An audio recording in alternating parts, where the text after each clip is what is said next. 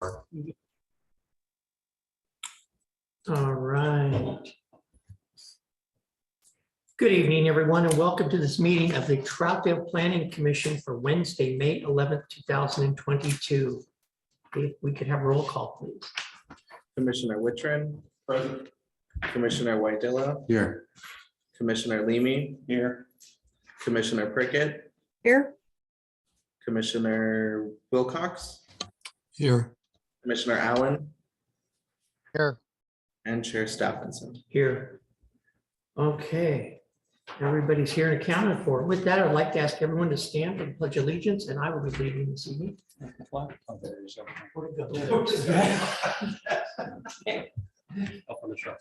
I pledge allegiance to the flag of the United States of America and to the republic for which it stands, one nation, under God, indivisible, with liberty and justice for all.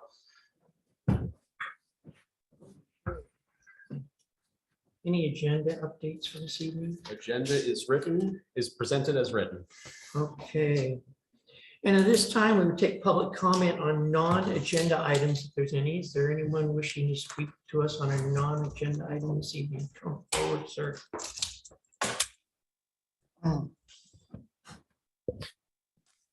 Good afternoon. My name is Saul Pompeyo. And I know right if this is the right meeting I need to come. Somebody told me. Well, they go to talk about parking, increase the parking space in the new. Probably indirectly, wouldn't you say? I mean, it's relevant to a development issue. It So is. So go ahead. That is how I want to remember you guys, how big trouble we have in downtown Troutdale in parking. When they develop the strip we are, they planning have a parking for employees in the back.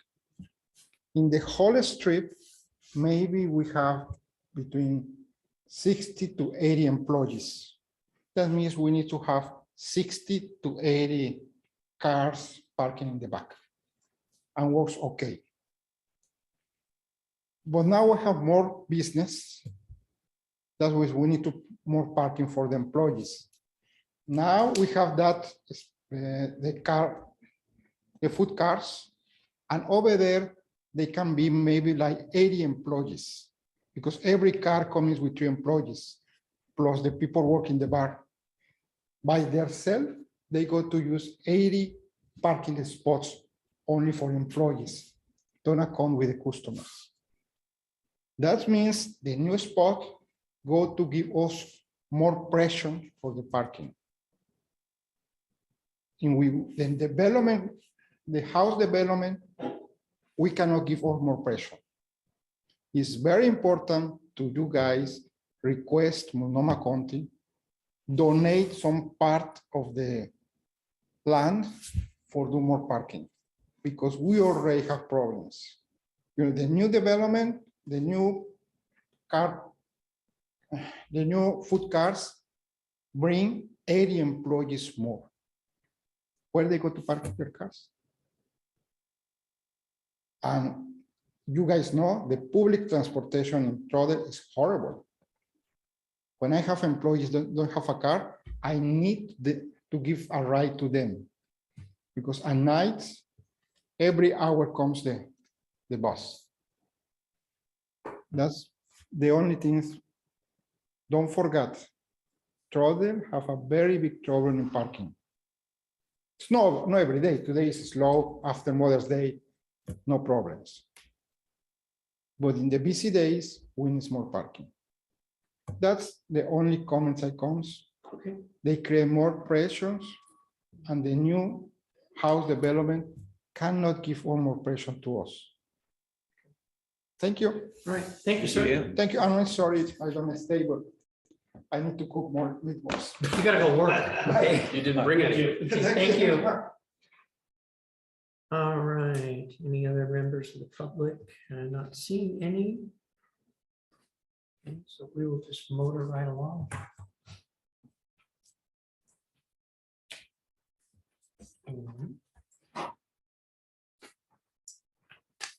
Okay, tonight's agenda item is case file 7511, Middle Housing, the type 4 application. And before we open the hearing for tonight's agenda item, I'd like to explain a little about the Planning Commission and the procedure we'll be following for the public hearing. Planning Commission is an appointed 7-member volunteer body of Troutdale citizens. Members of the Planning Commission are Troutdale residents who've been appointed by the City Council. They serve 4-year terms. They are strictly volunteers and receive no pay or stipend for their services. The Planning Commission serves as a citizen committee for the review of land use applications and various land use related matters within the city. Items which the Planning Commission consider include uses of land, subdivisions, major variances, land use policy plans, and development regulations. For some land use applications, the Planning Commission makes a final decision. For other applications, they are simply making a recommendation to the City Council, who renders the final decision. Tonight's application is a type 4 application. The Planning Commission will be making a recommendation to the City Council on this application. Quasi-judicial public hearings are held in accordance with Oregon law and procedures contained in the Troutdale Development Code. The hearing proceeds as follows. City staff presents their report, which includes applicable criteria and standards for the matter under consideration in the land use application. All testimony and evidence should be directed towards these criteria. If you believe that other criteria in the Comprehensive Plan Development Code or other city land use regulations apply, you must identify these criteria and explain why they apply to the decision. The Planning Commission accepts public testimony relating to the application. The applicant is allowed to speak first, followed by proponents, then by opponents, and then by any parties neutral to the application. An opportunity will be provided to anyone testifying to clarify any issues raised. All issues raised by a participant during the public hearing must be sufficiently clear and specific to allow the Planning Commission and other parties an opportunity to respond to those issues. Failure to raise an issue during this public hearing may invalidate a future appeal based on that issue. Prior to closing the public hearing, any participant may request an opportunity to present additional evidence or testimony regarding the application. The Planning Commission must grant the request either by continuing the public hearing to a future date or by leaving the record open for at least 7 days to admit only that specific additional written evidence or testimony. If the record is left open for additional written evidence or testimony, any participant may file a written request for an opportunity to respond to new evidence submitted during the period the record was left open. If such a request is filed, the Planning Commission shall reopen the record to allow any person to raise new issues which relate to the new evidence, testimony, or criteria for decision making.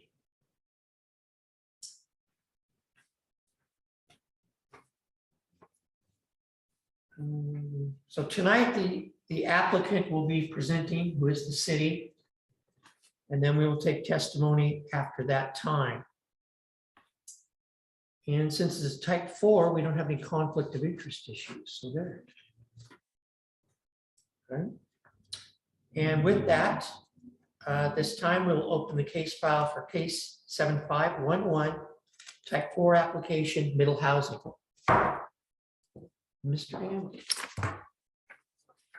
Good evening, Mr. Chair. Good evening, commissioners and anybody else watching. We have a busy night ahead of us, a very familiar topic, even if it's perhaps in several instances, perhaps forced or unwelcomed, but one that's still necessary. And we trust that you'll do the duty that is before you. Give me one moment to reshare the screen here. I was just having screen sharing issues here.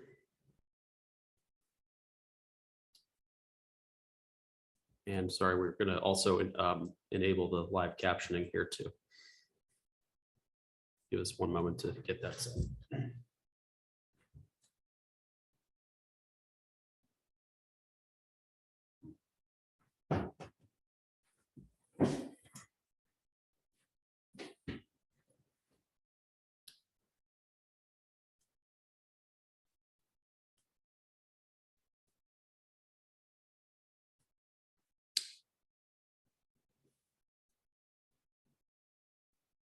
Okay, so the hearing is open and we are now in the staff presentation component. Again, this is case file 75-11, middle housing. Text amendment for short, if you will, although this text amendment has middle housing and some major structural elements to the development code, which we'll cover here tonight. For the purposes of this group, obviously, this group is intimately familiar with a lot of the details in here. There have been several work sessions throughout 2021 and into 2022 to go through it. I will have a brief overview about just the general specifics of this, again, for the benefit of the public record in case anybody comes back to file it. So if planning commissioners, please bear with me. You've know some of this information before, but it is important that we clarify what this thing is and what this thing isn't. We'll have a quick general draft review. Quick is used in air quotes there. For the Planning Commission, the big focus of tonight will be the requested changes item here, which is largely consists of the Exhibit D that was in your staff report. That is requested changes that have stemmed from the draft that you were given in your packet. And the question might be, obviously, why did those requested changes not get highlighted in the packet? Simply put, we have to give a draft out there. People have to have the chance to respond to it. So this is basically what the people's, or in this case, the Department of Land Conservation and Development, their review of our draft. So we haven't made any changes to the draft. That's the purpose of this evening, is to go over what their requests are and to consider what to incorporate or what not to. After we do that, we'll review the draft findings that we have, and then we'll have some recommendations for sequencing. Given the length of this review, it's probably wise, Mr. Chair, if you want to call a recess at some point, that's perfectly fine. This is the one and only agenda item tonight, and it's a big one. So feel free to take the temperature of the room whenever you need it. So again, the application, this is a text amendment to our development code. There's no actual development that's being proposed. And as the chair mentioned at the top, this is a type 4 hearing. The pressure is somewhat off Planning Commission, as that they are not the decision-making entity. If that would be City Council. And City Council hearings are going to be subsequent to this hearing. If there is an appeal of the City Council decision, it does go to the State Land Use Board of Appeals, or LUBA for short. And pretty critically, with this particular text amendment, if no action is taken by the city needs to know that the state model code, which is the basis of a lot of what's in this amendment, does take into effect on July 1st. So in order for the city to have a preservation of local control of this issue, even if it's heavily colored by state requirements, we recommend action and council action before July 1st. All right, at a high level, the application incorporates state requirements of House Bill 2001, which will remind folks what that is. It introduces some new definitions to our code. It requires middle housing typologies to be permitted where currently single family is allowed. It does continue to allow for single family detached dwellings to continue to be allowed. This is not a prohibition or the end of the ability to develop single family units. It is simply an expansion of what is permitted in zones where typically, historically, or almost exclusively in some cases, only single family detached could be allowed. It also brings our code up to greater compliance with other state law. There have been a number of state law changes, not as significant as House Bill 2001 over the years, that frankly just need to be brought up to standard. We'll cover that at a later point this evening. There is a renaming of certain zoning districts to match land use designations. We'll explain the strategy as to why we're doing that. We're also proposing the consolidation of certain residential zoning districts as well. For reasons we'll get into. But, while a lot of these changes are perhaps, again, unwelcome and certainly not locally initiated, this also presents an opportunity for our code to improve restructuring and readability, less referencing back and forth. So we are trying to also make a better document, even if the contents of the document may not be fully embraced by this community because of a state mandate. So we're going to try to use this opportunity to still get something out of this effort. All right, and again, this is a section which the Planning Commission is familiar, so we'll just cover it still with respect for anybody who may be watching or may be referencing back to this. House Bill 2001 again was signed into law in 2019. This was a state action. This was not locally initiated, nor was it done at the regional level. Troutdale City Council was on the record, as were many cities across the state and in the region, passing resolutions that actually opposed the bill's adoption prior to its adoption. The bill was modified from the original draft proposals, largely, and this was largely, I think, the advocacy of a lot of local jurisdictions, particularly like ours. The biggest concession, the biggest gain that the cities got out of this was having a greater accountability for what the impacts to utility systems are. If you have a utility system that had been designed for a single family environment or a neighborhood, all of a sudden, if you allow fourplexes or townhomes, you introduce a lot more burden potentially on the system that the system may not be able to handle. So certain types of middle housing development require a higher threshold of proof that they're not going to have that burden. Again, the requirement is to allow for so-called middle housing typologies in single-family residential zoning districts and requires action for communities within our region by July 1st. And again, if we do not act locally, the state model code takes into effect. It doesn't completely wipe out our local code altogether. There are severability clauses, but it's certainly from an ease of use, if we can keep our requirements in one document rather than forcing people to look back and forth with a state document, that's certainly preferable. Who is this affecting? A pretty significant portion of the city. Effectively, if you look on the map here on the right, it is most of our what we would call single family zoning districts, areas that are shaded in yellow and in orange. There are a couple of exceptions. The biggest one is there are properties east of the Sandy River, which we were able to confirm are not going to be impacted by this law. The reason for that is the city does not have effective zoning authority jurisdiction, even though these properties are in the city limits because of the agreement with Multnomah County that we have intergovernmentally. The county controls zoning and therefore the county controls land uses. And the county has at least thus far expressed no interest, and there is no requirement for the county to adopt middle housing requirements for that area. In addition, that area is under a National Scenic Area overlay, which frankly outgoverns everything locally or regionally. So areas east of the Sandy River are not affected by it. Also, certain subdivisions in the city are exempt if the covenants, or the CC&Rs for short, expressly prohibit any other housing type. And the critical thing is, were those covenants in effect prior to the bill's adoption in 2019? From our research, we were only able to discover truly one subdivision in the city that had such a prohibition, and that was Old Sweet Briar Farm. There may be other subdivisions that are out there, but the records are very difficult to find. So what we would advise homeowners, if they're considering what their options are, or any prospective developer or redeveloper, to consult with the CC&Rs, because that is the standard from the state law, if it's applicable or not. But we can say for sure, Old Sweet Briar Farm, which is a pretty significant neighborhood in the city, has that exemption as well. A couple of clarifications, but we can't emphasize this enough. This bill and the impacts of this amendment do not restrict single-family detached dwellings from being developed.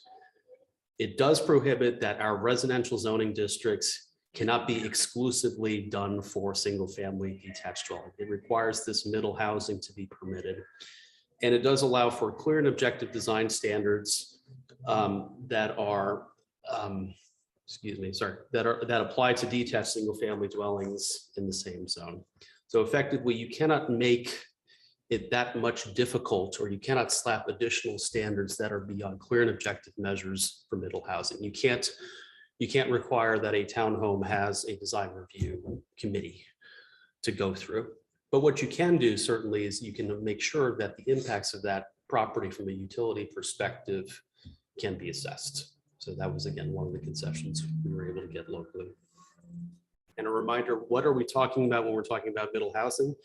It is that space between what a single family detached house is and what a multifamily apartment or condominium might be. It is duplexes, triplexes, quads, townhome development, of which we've had a lot recently in Troutdale, and a relatively newish concept, at least from a regulatory standpoint, cottage clusters, kind of smaller cottages clustered around a central feature like a green or a lawn or something.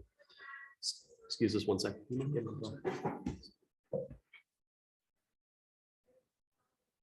One critical thing to know, apart from the townhome situations, is development is on single lots. So a duplex, as the code will now prescribe, will always be on a single lot. If we've had duplex arrangements before where we've had a lot in between or on the duplex across two lots, the state now effectively says that is a 2-lot townhouse. It's an attached house.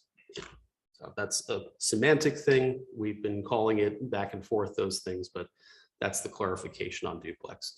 Same item applies generally for quadplex, triplex, and even for cottage clusters, although cottage clusters may allow for condominium style ownership, where you still have a common area and maybe partial or clear ownership of the structure.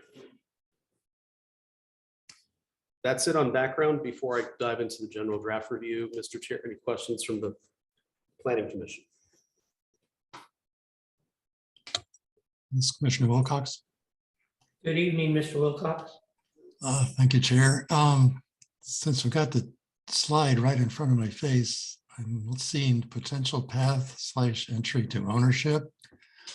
I was kind of curious today, so I did a survey on Realtor.com comparing the brand new townhouses that are being built locally in Troutdale with resale single family homes, and the newer townhomes are in the $500,000 price range.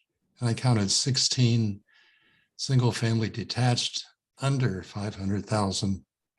So I'm questioning, I have a fundamental question is middle housing intended to increase the stock of housing or affordability? Because I'm not seeing, new middle housing being any more affordable than existing single family detached.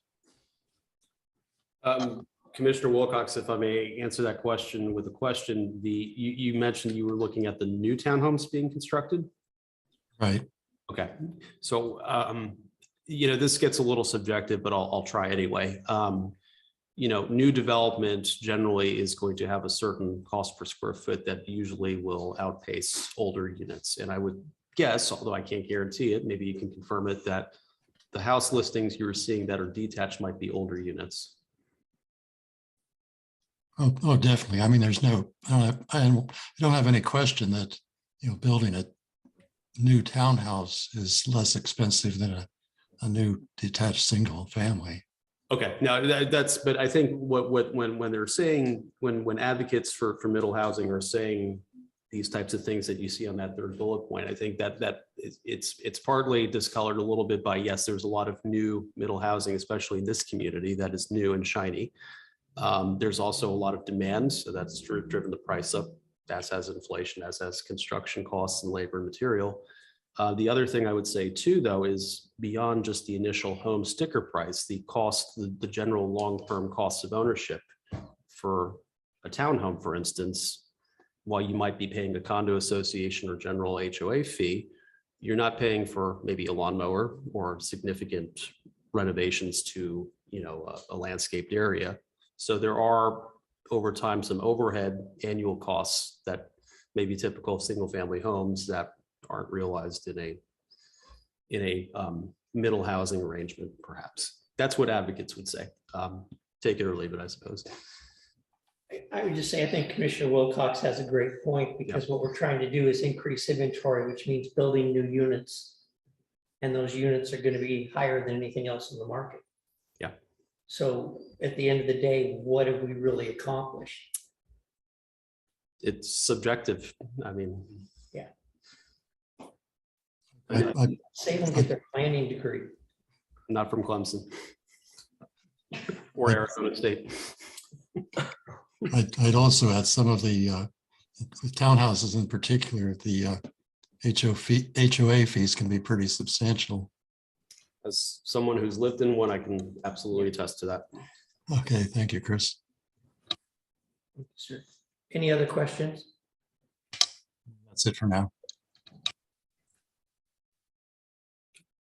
I think he said that's it for now. Okay.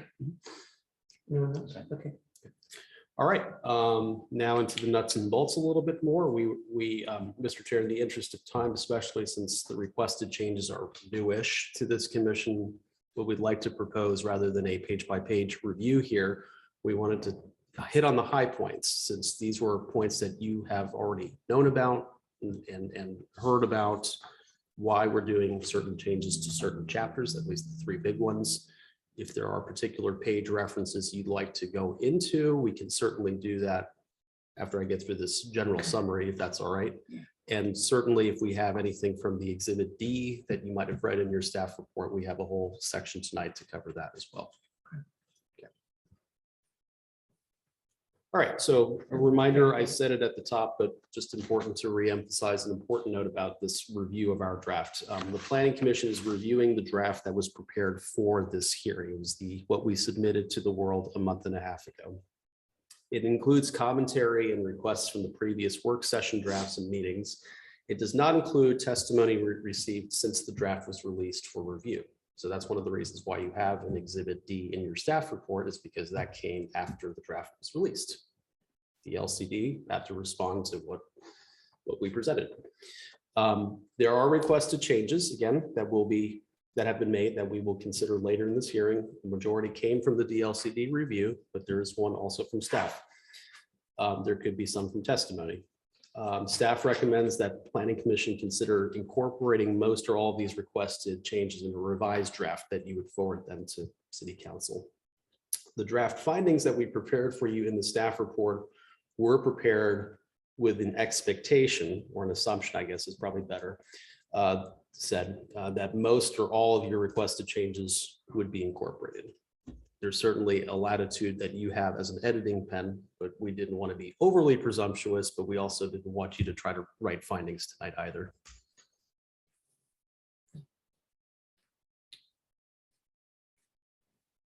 A reminder on exhibit guidance, and those are for those of you who are looking through exhibits A through C. The changes required by the state were highlighted in gray.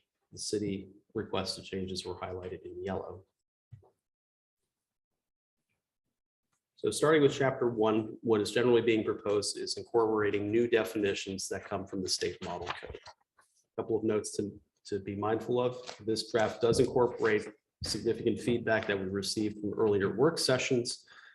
The current code in its current form already had several of the required definitions that we had to be inserted. So half of your work on the definition section was already done and completed. One of the ones that you had asked us to research and revisit, although the state did our homework for us, is what to do with the definition of family. And we'll cover that a little bit more extensively when we get to the requested changes section. But in short, the staff is recommending that you change family and use the word household. And that is actually driven by state law and case law that occurred in the past 3 years. So we'll cover that when we get to that point.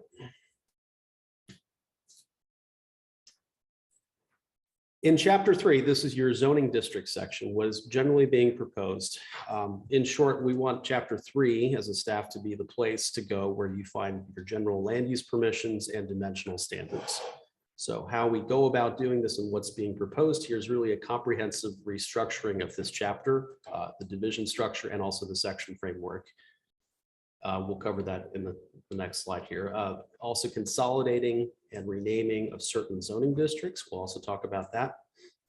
Renaming of certain zoning districts to better articulate the purpose, meaning the spirit and intent. Why do we have shades of yellow on our map? Why do we have shades of orange on our map?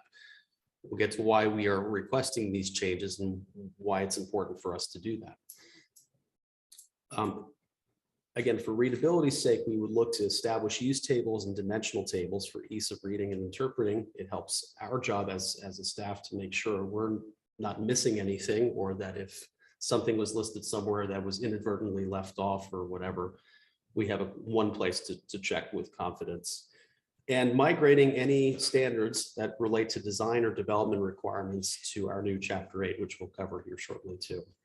So again, just from a general note perspective, we did incorporate feedback that we've received from you folks at earlier work sessions. And because the bulk of this amendment is residentially driven, there were some things we could do on the commercial and mixed use front. We have left industrial zoning districts alone for the time being. So that section is largely untouched, but we will need to address it in a future amendment. And then lastly, DLCD does have some requested changes that will affect this chapter that we will cover later tonight. Let's start with the zoning district naming convention here. On your left column here is the existing zoning districts that are related to residential uses here. You have currently 6 different zoning districts. The staff is proposing that you take it down to 4 and that you also rename them to those classifications. This is important for several reasons. One is this is the city's best chance to clearly make it obvious what the intent of a zoning district is, what the general expectation is from a city's preference and perspective, and to frankly honor, and maybe you can use the word defend, but basically honor or at least acknowledge the historical development pattern of those areas that are zoned a certain way. If the state is trying to basically say you have to allow for an expansion of uses, the city still has latitude to articulate its preference for development. It's saying, we're not saying that you can't put middle housing here, but the general understanding of how this zone was established, intended, is for this type of density. And that is defensible and agreeable based on the state review. So that's the language we've settled on, and it also neatly matches what our land use map and designations show. So this is our best foot forward as far as clearly saying what our development expectations are, even though the allowances might be greater than what we are comfortable with or historically have allowed. I think this is an important point, so I want to make sure if there are any questions related to that strategy, they get answered right here, Mr. Chair. Any questions? This is Commissioner Wilcox. Go ahead, sir. Seems there should be more word distinction between LDR1 and LDR2. They're both described as low density residential. When I was surveying the properties currently for sale, actually today, I found one in our development on the perimeter. So it has a larger lot. It was a R7 lot. And I wouldn't consider any property in our development as low density. So I kind of question whether there should be a different term to distinguish. There's a big difference between R20 and R7, but they're both described as low density. It's just really honestly reflecting the general land use designation, and historically, and this stretches back 30 years at least, anything 7,000 square feet or higher is considered low density. So an average of what, six lots per acre or less. So we didn't want to fiddle with the math too much, admittedly, and it just provided a clean break.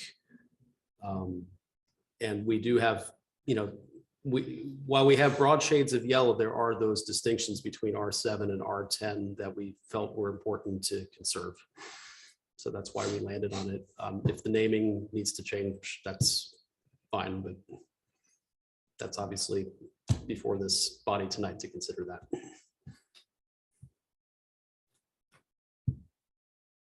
Sure. Commissioner Wittrin. I just wanted to show support for this. I like the idea. I like the simplicity of it. I like the intent of the designations. It just, you instantly know what the designations are, it just speaks to you right away. I really do like it, and I just want to show support for it. For the zoning district definition or the overall package? Uh, I was gonna ask you if you're from Houston. No, I like how it's just very simplistic, low density residential. You know what is supposed to be there, whether it's low or medium or high. It's just very simplistic. So if you're a builder coming in, I think you know what you're looking at. If, once again, if it's the state coming in and trying to make a change, but at least they know what we are looking for in that area. No matter who comes in, they are the intent of what we're looking for as a community is already going to be stated. We're already going to have our foot planted down that we're looking for low density or we're looking for medium density. Right, I just. but you I like think what- that the Rs are confusing? Yes, Okay, I think they can be, and I think from the general public or a layman out there, it doesn't instantly speak to what our intent is. Part of the concern, also one of the other motivating factors behind it, if I may, Mr. Chair, is that the numbers that were associated were abbreviations of minimum lot size. And so when you allow housing typologies that either don't have a minimum lot size or have one that's different from single family residential, the numbers are antiquated at that point. they're antiquated, but I'm just saying, like, people are still going to relate to some things as being an R7 development. Yep. Whether we say low density residential or not. I think because it's been that way for 40 years. Right?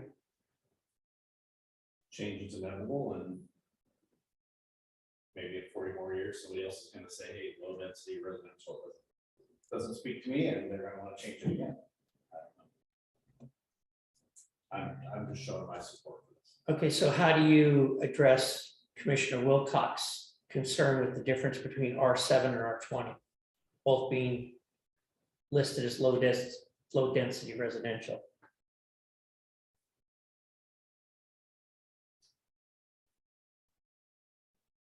I don't know if it needs to be addressed. I don't know if it needs to be clarified at that detail level. From just an outsider looking in, I mean, you could, obviously, you're gonna have LDR1 and LDR2. You're gonna be able to go in and see what the differences are, or go find your details and go find your definitions of what that actually means. But from just a simplistic point, from a high level 20,000 mile view, obviously there's a difference because there's a 1 and a 2. You're just gonna have to go figure out what that means. And over time, just like right now, R20, R10, R7, you already know what that means. Where somebody else is gonna have to go, oh, look through the book and figure out what that means. That's possible. I'm just saying I say when we classify them as both low density, one's got 3 times the lot size as the other.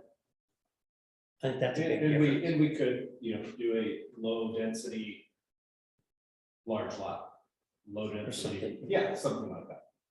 But just with a very, once again, I keep it simple.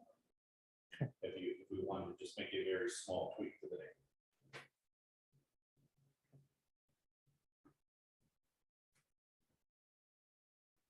Anyone else?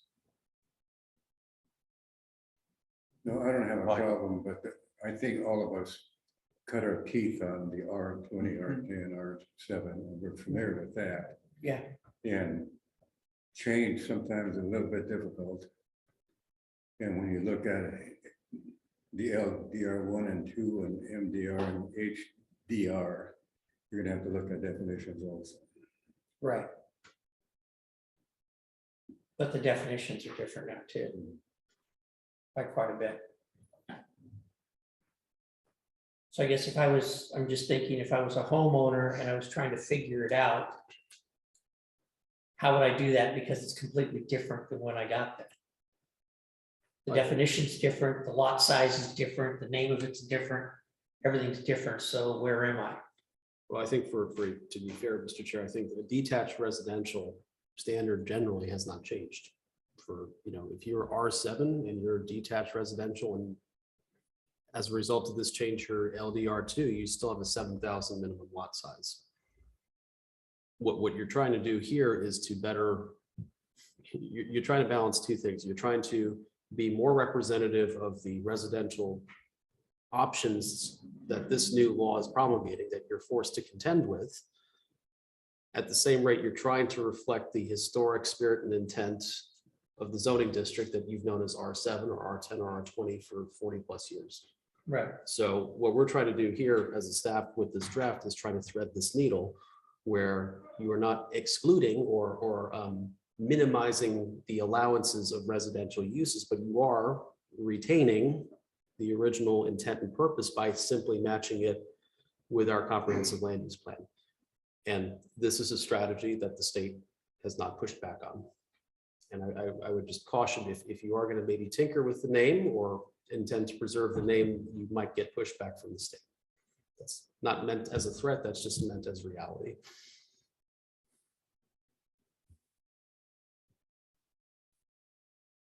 Because right now, while your numbering might be the same, it still says single family residential, and that goes out the window in 50 days. Single family residential does. Well, because it's more than single family now. You are allowing middle housing. You're going to have to probably rename it. If you don't want to change the numbering, that might be fine, but you're going to have to change the name. And if the numbering really holds no context apart from one particular housing type, why have a number in that original sequence? I mean, this bill has upended 40 years of what we've known. So yes, it is a generational change, but this is the time to make it if you're going to contemplate it. I have a question about LDR1. So previously you had R10 and R20. Is everything going to be R10 or is everything going to be R20? How are you going to decipher?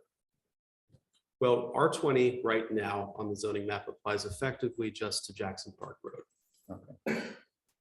So you're talking about one road, and what we did with the LDR1 definition is we carried over a provision that said if you happen to be in an area where you have flood zone or significant slopes or sensitive soils, areas that are highly constrained, it is appropriate, in fact, actually desirable to have larger lots with minimum 20,000 size lots. So we that took, will still be required. yeah, so that's been incorporated into LDR1. So you're still preserving that. And really the only discretion that you have right now on the books between 10 and 20 is the minimum lot size, and that R20 also allows for a couple of little agricultural uses, and that's it. Everything else is the same effectively. It's the least, I mean, if you're going to have to rename this, it's the least disruptive thing to do. To try to merge R10 and R7, for instance, would be a much more difficult proposition.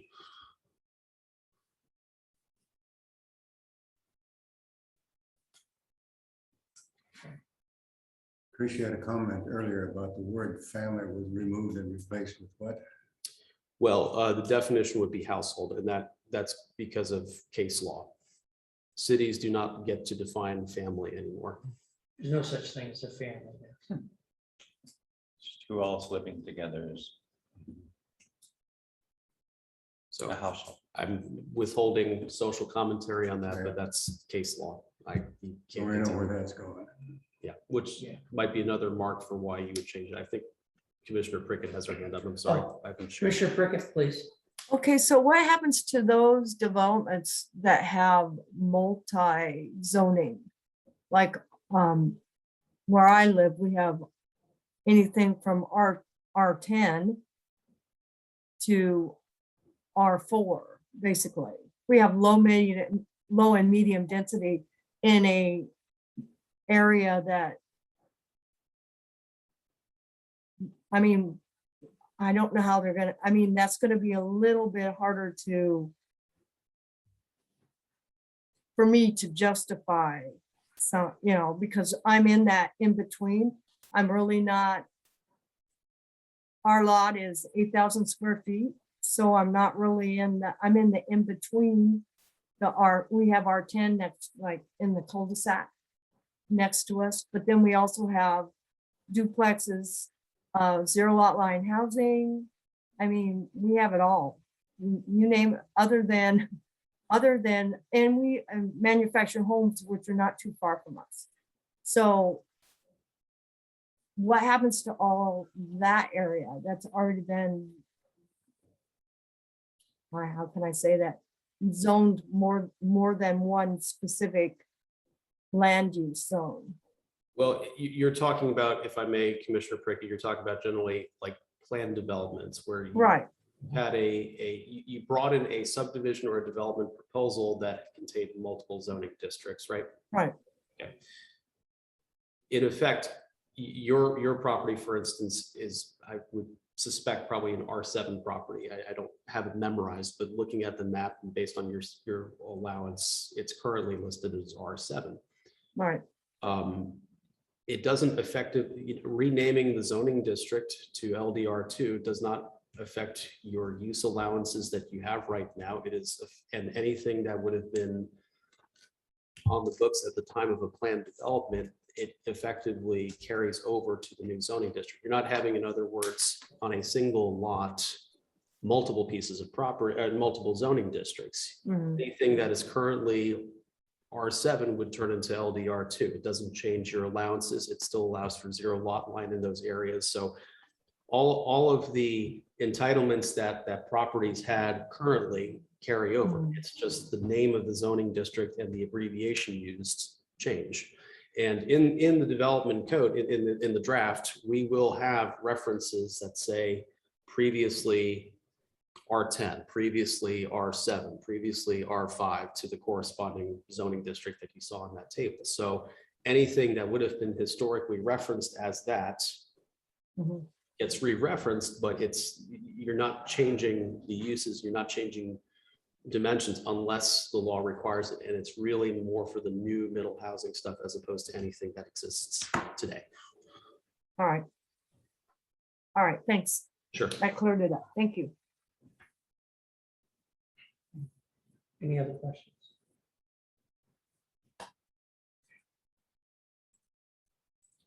All right.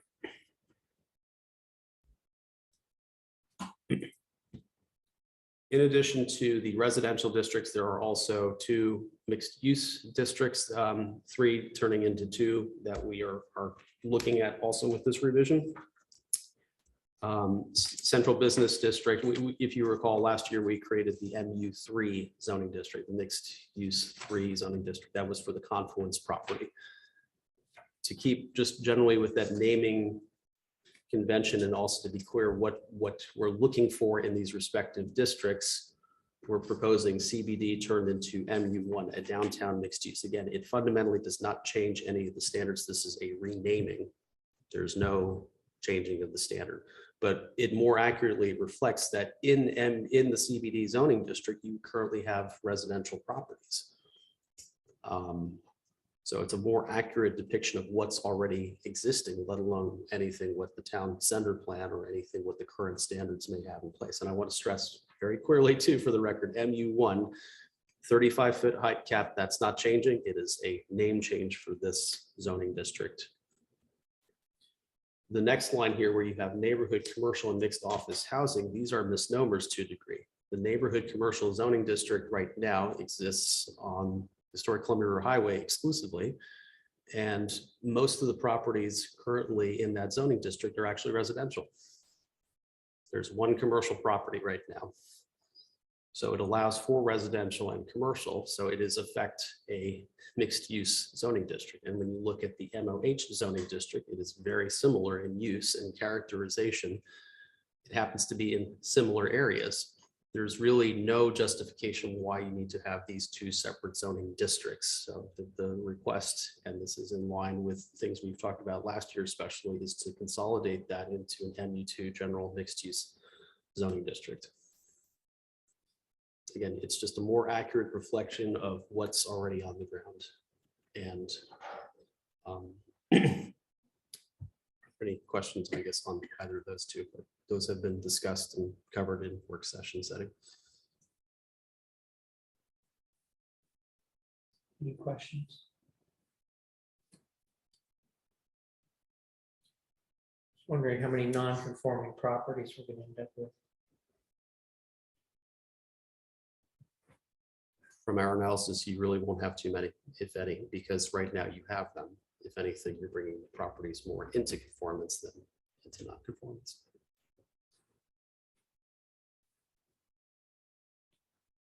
Chapter 3, again, this is just the general outline of how the architecture of this chapter is to be laid out.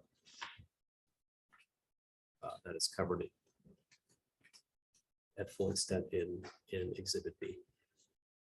Exhibit B, that's right. Chapter 8 is the development and design standards. Again, this is a pretty big restructuring of this chapter. It's designed largely to consolidate development and design standards, also that are currently in there, but also that are moving from other chapters, and also to better incorporate middle housing required standards. So again, comprehensive restructuring, incorporating the bulk of the model code work that you folks worked through in previous work sessions for this topic, and establishing also placeholders for future amendments. So this is a chapter that can grow or expand or contract as needed or as allowed. So what we've done here with the draft is we've incorporated the feedback that you gave us in the work session, and DLCD does have some requested changes we'll cover in a later presentation. This is the general layout of the chapter as shown. We did expand the 8.100 section because that is the residential standards section, and this is also where a bulk of the new language came in. I want to be also clear that we did have in Chapter 8 currently existing standards that largely apply to multifamily residential. Those have been effectively fully preserved. They are in 8.150 now. So if you're looking for those multifamily standards that the city has, they're saved, but they apply now only to multifamily residential uses because of this change to state law forces middle housing to have their own unique standards shown. And that's covered from 812 through 814. You'll see other types of housing that have been incorporated. 816 and 8165 come from Chapter 5 in the code, so that's kind of migrating it to a better home.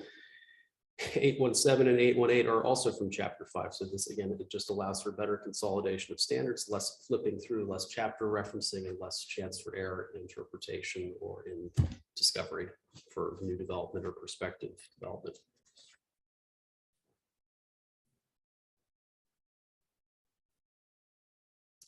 And with that, before we move into requested changes, are there any questions, Mr. Chair, from the Commission on this general Any broader overview? questions thus far?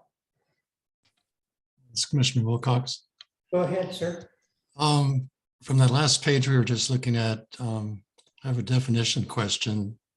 Since you have multifamily listed separately, doesn't the model code say multifamily is 4 units or more, which would be kind of a duplication of a quadplex? We So will tackle that with requested changes. That was something DLCD flagged. Okay, thank you. Yep.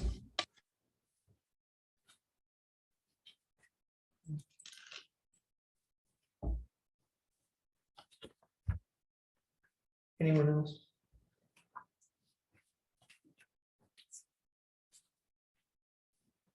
Chapter 8 is that the section state has the biggest impact on us. I'm sorry, can you repeat that, Mr. In White? Chapter 8 has the state's edicts. Yeah, That's large, very most significant. of their edicts, I like the word, are arriving in Chapter 8. There are some in Chapter 3 that talk about dimensional, but the design standards are all in Chapter 8. It's kind of a one-way force feeding, isn't it? Really kind of interesting. For me, it's not. Forced. I don't know, it's interesting. We're being forced. Now you look at the housing north of Halsey Street, all looks the same. The new stuff that they're building there. And with the east winds and fire hazards, what will happen with those buildings?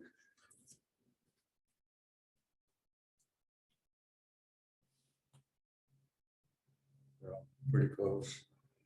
Yeah, they thought about that though when they designed them like that. Salem wouldn't have cut the setbacks if they weren't thinking ahead. That's the state must have planned it. But you know, on the thing that what's his name? Paul was talking about, actually, there's new construction up on Sturgis that is cheaper or less expensive than the row houses on Halsey. Some of those row Yeah. houses on The Halsey Columbia are Ridge subdivision. pushing 900, and Yeah. the single units are lower price than the row houses on Halsey. So.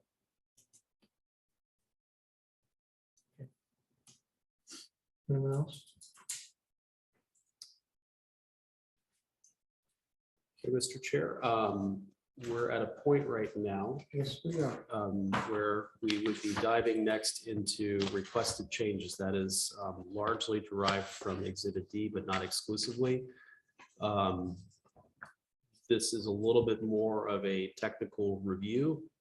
This might be a natural place to break. We can also proceed with it, but if you're going to proceed with it, then I highly recommend you break after we're done with that, because that'll be relatively, this is new material apart from whatever chance you've had to review the packet before this meeting. So your discretion is There isn't anyone from LCDC on the call, is there? not that we can tell.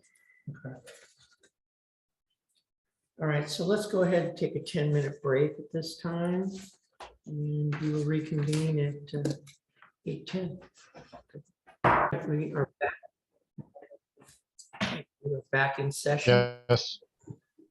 Okay. There we go. All right.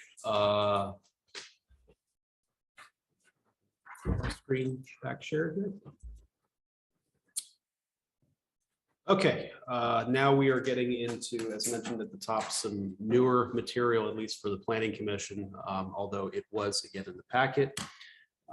So we'll turn our attention to that. From this point forward, I won't have as many slides. I'll be referring more to the staff report packet or the associated attachments. So I'll keep the slide up just for the benefit of continuity, but I'll be largely reading from the staff report and make references to that.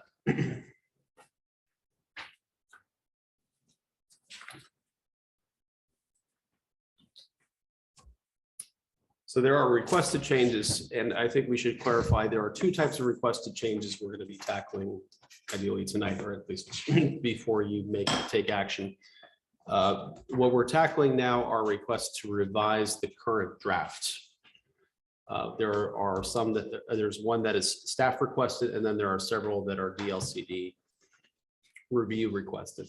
There's another type of course, requested change, and that sometimes comes when you are looking at your findings.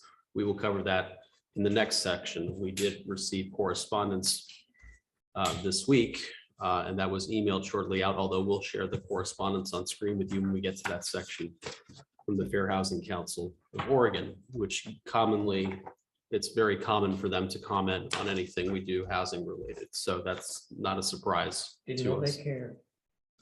Well, it's pretty much every jurisdiction they reply to. So Okay. we're not being No, singled we're out. not special. We are not that special. All right. Not to them anyway. So let's start with page 12 in the staff report, and I'm going to decouple this screen and I'm going to pull up the staff report screen here so you all can see it too, for anybody who doesn't have the packet in front of them. But for those of you who have the paper packet, if you want to turn to page 12.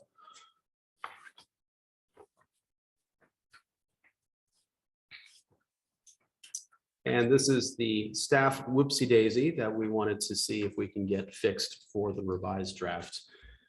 What we did is we put a section where we made reference in chapter 3 to standards that should be found in chapter 8. Only the draft did not contain those standards. So what we are simply asking you to do is to allow for a simple copy paste of the existing standards you have in the code. These are development standards for the mixed use 3, the MU3, the zoning district that you just made last year. To simply copy and paste those standards, which are currently in 3094 of the existing code, and put them into 8.230. And it's a copy paste job. The items that are in italics are what are in the code and would be verbatim copy pasted into the revised draft. So nothing new here, nothing changing here. Just let's get it in. That was just, we missed it in putting the draft together. Any questions or concerns about that request from staff, other than our memory?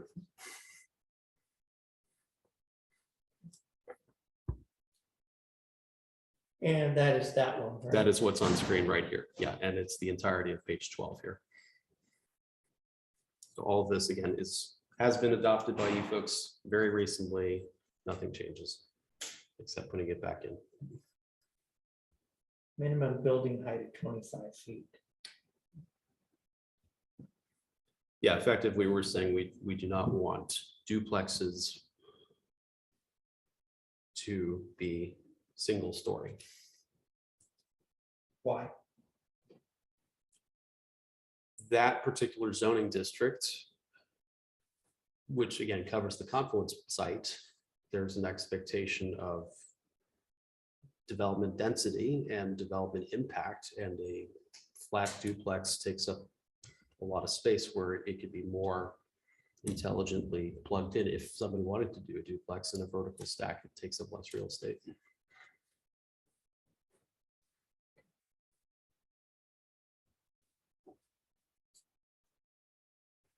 Commissioner Wilcox? The only thing I noticed is the letter E is missing a period after it. It is, so we will make sure the period gets inserted. We actually had a we had left off the letter F in what we adopted it, so we actually tried to re-letter it properly, and we forgot the dot, so thank you. You had to stretch for that one, didn't you, Commissioner Wilcox? But he found it. But you got it, good man. Thank you, sir. Keep it. Okay. Okay. Turning to page 13, although we're going to now really largely turn to Exhibit D. This is the DLCD review of our application. And again, why we're seeking change is effectively consistency with state law and model code.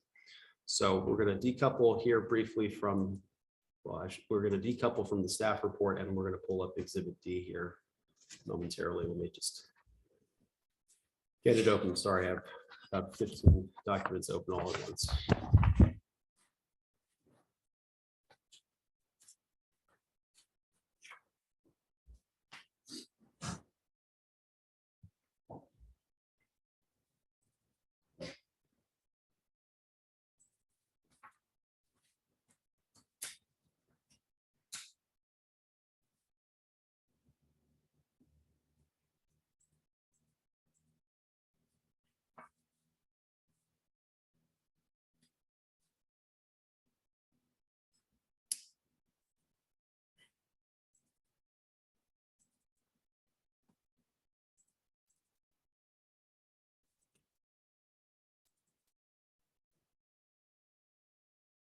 Almost there, Mr. Chair, sorry.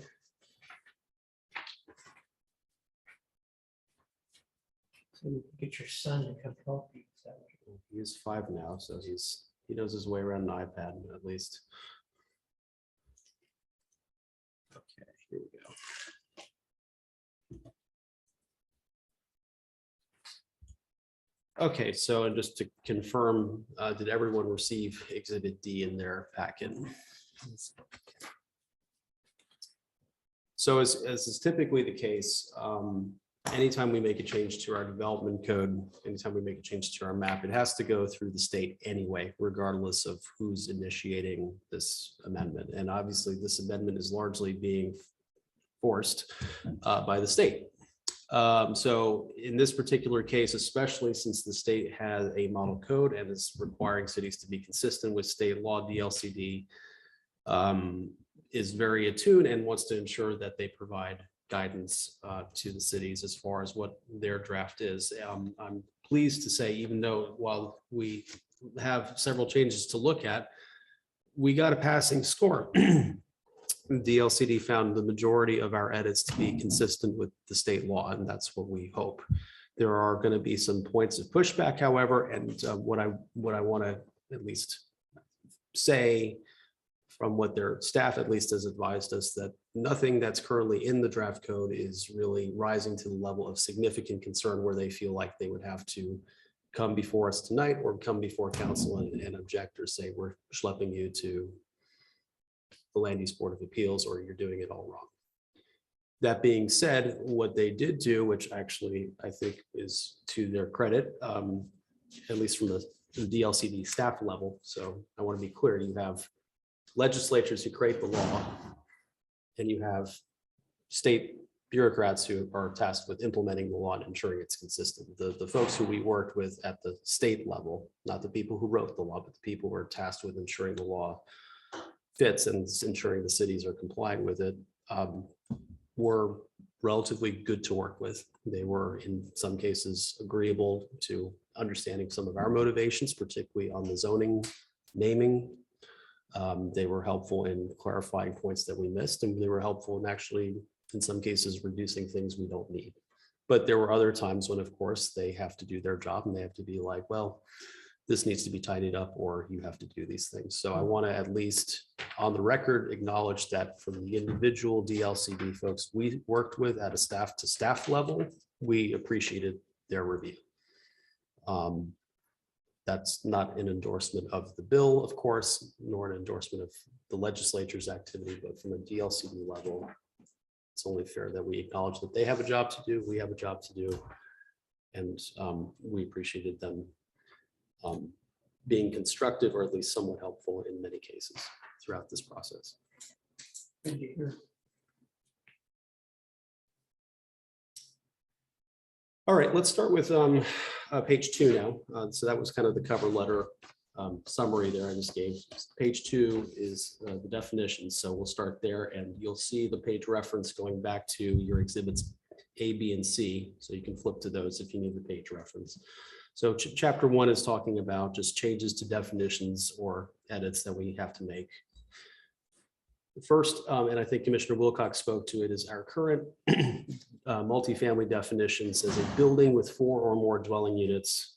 Well, that might run afoul with what a quadplex is. So the justification for why they called it out is if you don't have a distinction between middle housing, you could run into this gray area between what's a quadplex or what might be a 4-unit multi-unit building. So staff is suggesting that you utilize a DLCD suggested definition in which basically they are saying that is not a quadplex. You simply adding the words not, but not a quadplex, because you have a definition for quadplex. So it makes that distinction clear.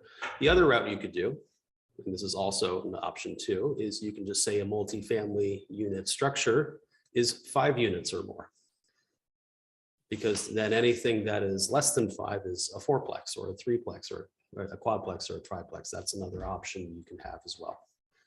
Am I reading this right? They're requesting a building with 4 or more dwelling units, provide the development cannot otherwise meet the definition of middle housing. That's what they want for the definition. Do you want to? Go ahead. No, you please go ahead. That's not what they're saying they want for a definition. That's What they're saying is choose one of the 2 options, basically. Either call a multifamily residential development 5 or more units, or if you want to really maintain 4, then make sure that your definition has that distinction, that you distinguish between what a 4-unit multifamily structure is versus a quadplex. keep our same definition, just put not a top. You could do Right. that, or you can just simply up the number to 5. So That is your call.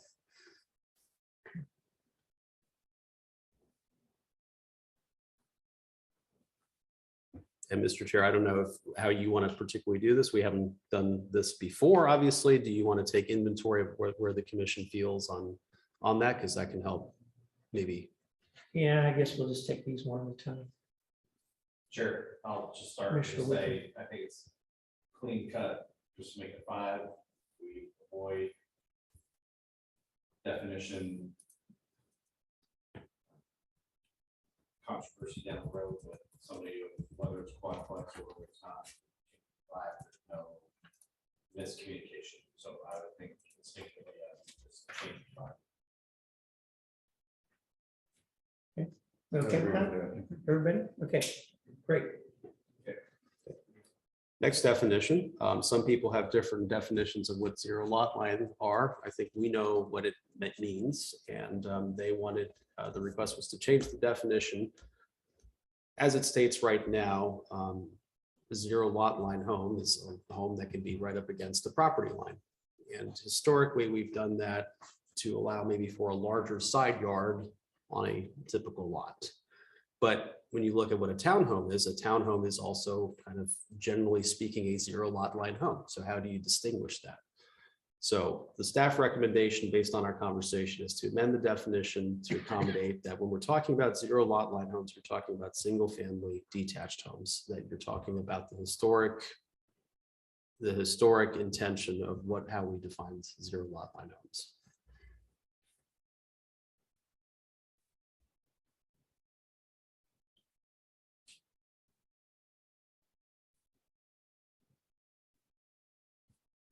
Pretty straightforward. I don't know if there's a lot of discussion admittedly, but I think that's the spirit and intent of how you folks have operated with that code definition.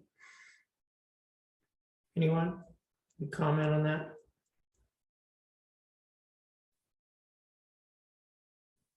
I don't have any objection to that. Mr. Chair, if possible, I'd like to skip this next one. We'll turn back to it because that might generate a little more conversation. Okay. If we can hit a few of the quicker ones first, just to keep us rolling. Go ahead. Okay. Townhouse project. The request was that we add a definition for it, and this was a staff whoopsie daisy here. Again, we duplicated the definition of townhome, or actually we didn't include, we put in the definition for townhome and left off projects. So simply an insertion of what the definition of a townhouse project is. So it's just simply copy pasting from what the standard definition for townhome projects are. It comes from the model code. Okay. Right. Any rejection to that? We're gonna really like this, baby. Well, it was a good catch. Zone for residential use. This is where there was, on their end, admittedly, a discrepancy between what the model code said and what the Oregon administrative rules said. So we had a definition for zone for residential use that we thought was approvable. It wasn't anything we came up with. It came from the model code, but the OAR had a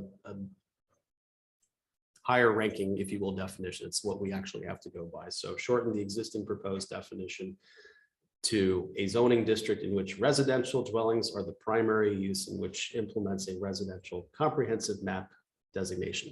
What that gobbledygook means is, if you recall that slide where we showed those 6 residential zoning districts turning into 4, those are your zoning districts that are zoned for residential use. And it complies with the land use map. It's not really anything to sweat. It was, again, just a competing language between the model code and the administrative rules, and the administrative rules win that fight every time. So match it with the administrative rule. I'm gonna capitalize map. Will be official. Okay, everyone okay with that one? This is Commissioner Wilcox. Commissioner Wilcox. I have a question.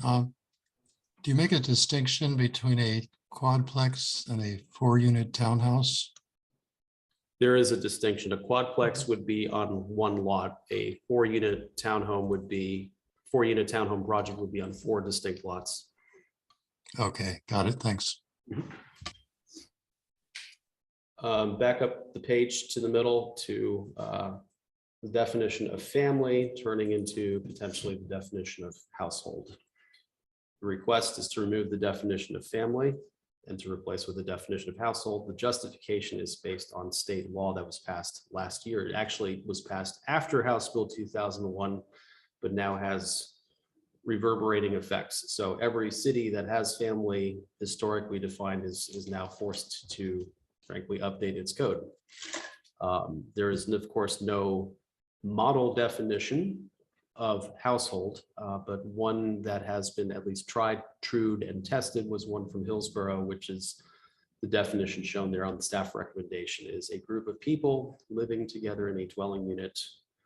Following are also considered households, residents of residential homes and residents of residential facilities. So if you're looking for a ironclad definition that no one can really object to, that would be the staff recommendation. You go with that.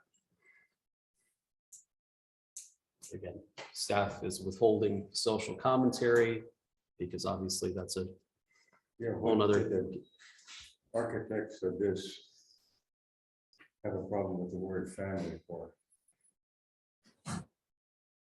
I don't think it was, to be fair, I don't think this had anything to do with House Bill 2001. The definition of family has been contended in state courts, not just in terms of housing, in terms of a lot of factors. And this bill is the result of case law that basically said municipalities can't define family. It's based on OAR or ORS definitions. But if you're trying to regulate housing, then household is the way to do it. It's the closest thing to family you can get without calling it family. So it sounds like the avoidance of controversy. Yeah, Yeah. but I'll tell Until you, this becomes controversy. but I mean, you know, Yeah, Yes. yeah, Yes. yeah, that's, Yeah. it's really a strike against a family unit.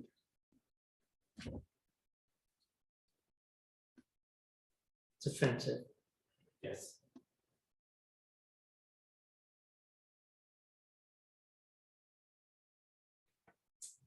is the proposed definition for household at least tolerable, never mind the impetus for requiring it. We do have to have something in its place. Yeah. It's going to be important for us We to have. have to do this. We don't have to smile We about don't have to it. agree with it. Pardon? I mean, we don't have to agree with. No, But for our purposes, particularly less so for Alex and I's purposes, more for our code officers' purposes, we need to have something to hang our hat on if we're suspecting there's a household or an oversaturation of a unit that was not designed for more than one family / household. That's what Like we're getting at, 1,000 acres or something. at our jurisdiction.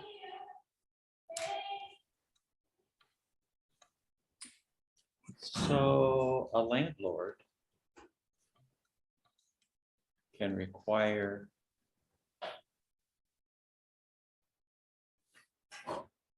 Not that very you be much. related, right?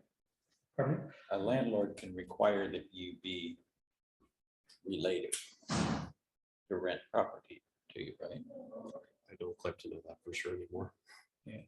They can cap the number of people based on the number of bedrooms. That's an Right. occupancy consideration. You can do occupancy, but that's about it. Like you can't make it pay rent or anything.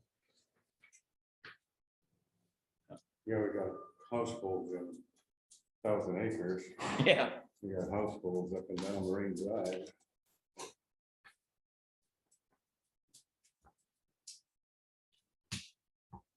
It'd be nice to Green Drive now. I think Mr. Commissioner Wilcox. Wilcox? Yes, I think there's a federal standard. I'm trying to account for a single person.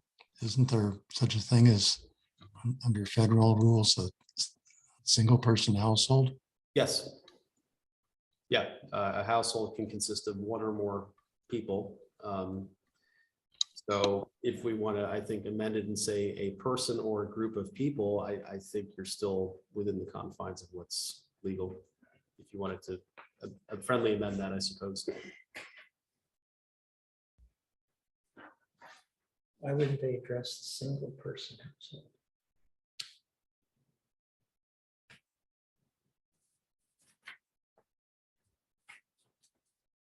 Just again, for having us to have something propel forward, is that the request, Mr. Wilcox, that we add a person to in front of a person or a group of people?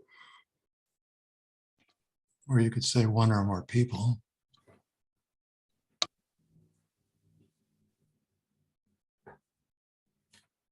Is it okay to say people? Basically strike through the first line and just start. All right. Everyone okay with that? Yes, sir. I didn't Betsy call them people. What's that?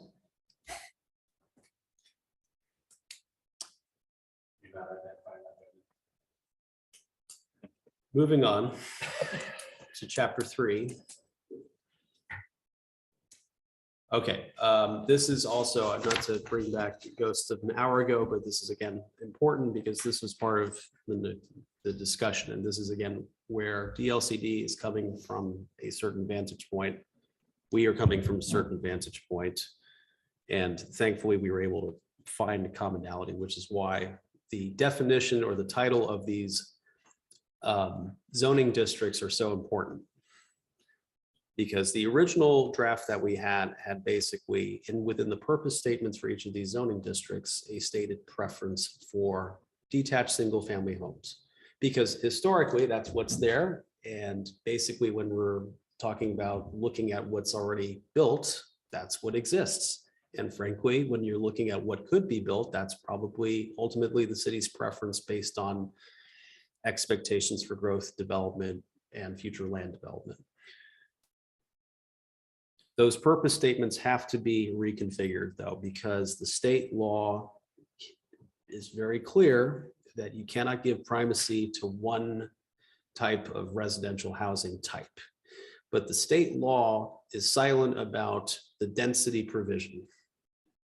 So if you are wanting to ensure or wanting to encourage the historic patterns that you've had in these zoning districts, that they, if you have a zone in an area that's historically been or forecasted to be detached single family homes and you want to preserve that, you can't say in your purpose statement, this is really meant for this, but we'll also allow middle housing types because the state's telling us. You can't say it that way, but what you can say is this is a low density designated zoning district. It meets the low density provisions in our plan. And you can set your expectations and aspirations for future growth by tying it with density and not by a housing type.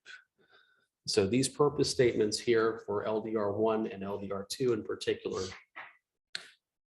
had to be reconfigured. So the state has at least acknowledged that, yes, we understand you really want this to be lower density, i.e. detached dwelling. Detached single family dwelling. You can't just explicitly say that or give that housing type more importance at the expense of the others. So we reconfigured it. We reconfigured the statements to what we're recommending here on the screen, and that has passed the DLCD smell test, if you will. So that is our recommendation that you do that. But we cannot, as we did in the draft, we cannot say we really prefer to have detached single family. That's no. Why? Because it is not within the spirit, intent, and purpose of the law. Okay, so just help me out here. We do a housing needs analysis, right? It shows we have 1,100 and some odd shortage units on single family residential. Higher end. And we have a less smaller number for middle housing. But our emphasis is on middle housing, when our need is in higher end housing. And a significant amount of the stuff that we permitted has even been middle housing.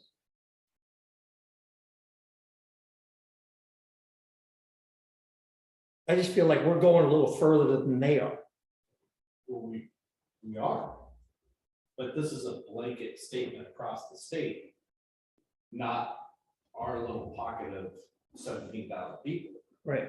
This I'm is. not worried about the state, I'm only worried about the 17,000 Yeah, people. but House Bill 2001 is a blanket state statement.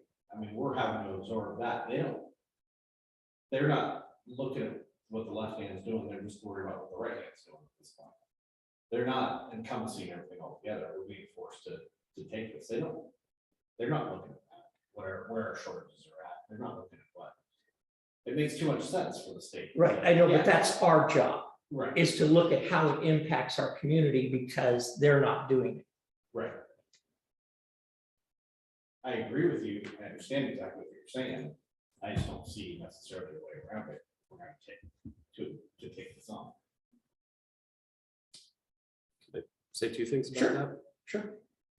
With respect, Mr. Chair, I think there is sometimes a tendency for us to equate detached single-family housing as generally the domain of higher-end housing. And that makes sense because usually you can build a bigger lot, or you're a bigger lot, or you can build a bigger house. But let's not forget, you can have expensive, high-density housing. Yes. If we get condominium development in the confluence, that's going to be hitting that 120% up of Mhm. area median income range. I mean, Mr. Wilcox mentioned earlier tonight, the townhomes, middle housing, that's hitting that same market threshold right there. So I would say from a housing needs analysis standpoint, the city is getting into that market of addressing the needed housing. And remember, the needed housing is tied based on income, not on housing typology. Right. So that's a critical distinction that has to make. The second thing I would say is this.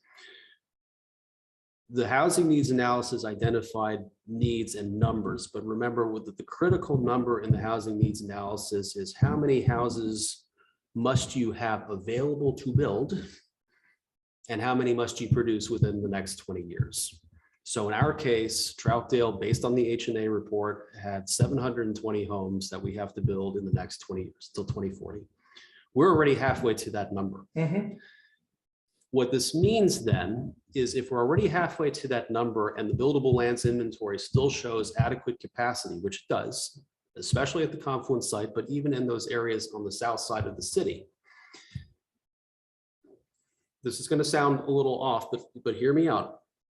The more you can encourage density in those areas where it makes sense, like the confluence or like the town center, the more you can be deliberate, dare I say choosy, and have a defensible finding to encourage low density development elsewhere. So if you are getting pressures, say for a subdivision application for a townhome project, which is perfectly now allowed in a low density environment, you don't then have the pressure to try to meet your housing production goals because you've accommodated in other areas of the city where it made more sense. So for instance, if somebody in one of the unannexed areas down by Streven Road wanted to come in where we had maybe historically thought maybe we can get 80 single family detached units, but now as a result of this bill, they want to put in 200 townhomes. Well, if you are well on your way to accommodating your growth goals, you have standing to reject that application. You are, in other words, preserving the original spirit and intent based on the density. And again, I go back to that name, based on the density expectation. And that's why having density in the zoning district name is so important. So this is one where we really went back and forth with the state, but I think this actually helps the city long-term with directing housing where it needs to go, and then giving this body especially the standing to be comfortable to say no for something that's frankly out of spirit. And ultimately that you have the right to say no because it's not needed housing. You're already accomplishing it. We're trying to. Yeah. And you're doing it with a straight Um, face, and we're doing it in all avenues. Frankly, I just haven't seen much from them saying, you guys are really doing pretty well here. I could tell you that was absolutely discussed on the call with the staff. Okay. It's not in here anywhere. This is a legislative document. I mean, it's not an opinion piece admittedly, but they acknowledge that. I mean, we're halfway to our housing production goal. There's very few cities in the state that can say that. Mhm. That's a testament. And that also gives us the ability to be more discerning in the future for those available lands that we had long predicted would be something that meets the colors of the map. Sorry to be passionate about it, Mr. Chair, but I think it's it's an important point to make. The city actually, in this case, has leverage. And it's not really realized until we went through this exercise. No, I appreciate that because I haven't seen much in the way of leverage. I think we've been the little kid on the playground that's gotten pushed off the teeter-totter. Well, I mean, we've been told what the rules are, Yeah. but we've been playing them and we know them pretty well.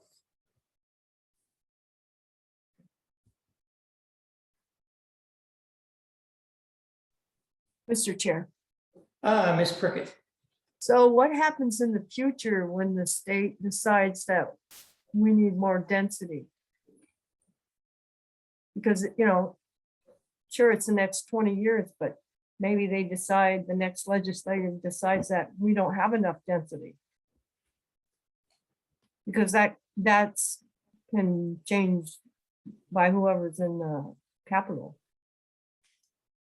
And because we're lumped in with a large city and we're not, we have to be in that same realm. So my concern is that figure can change, even though we're halfway there. And I see your point, it is leverage. But again, it can change with a whim if the state decides to change it. 100% can, Commissioner Cricket, and that's unfortunately nothing that the staff can help you address. That's got to be addressed through policy action or voting. Yeah, I know it's not your fault. I mean, but I'm just stating something that, Yeah, I'm not saying that you're saying that, you know. But you're right to call it out because things can change in a legislative session that have drastic Yeah. consequences, even if we're doing everything quote unquote right. right. And we know that. I mean, this is written for Portland by Portland. And, pardon me? And the problem is, if you look at most of the residents here have said they don't want to be Portland.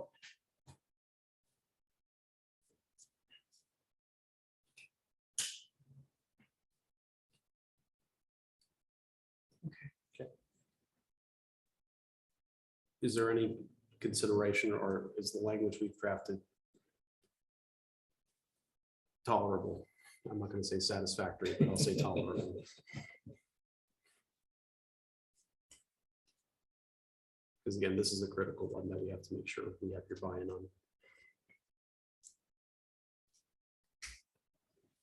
Yeah, so.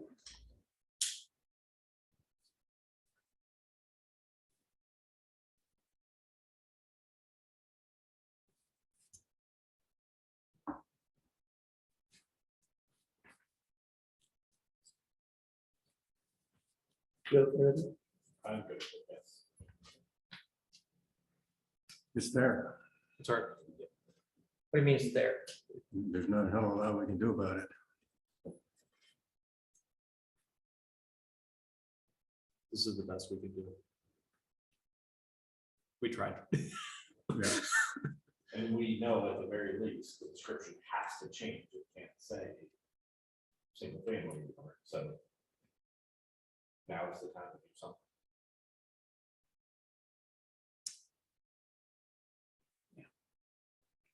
The next item on your screen is a not so much a product of House Bill 2001. This is where I mentioned at the top how there have been other changes to state law or rulemaking over the years that now need to be adapted to bring us up to state law.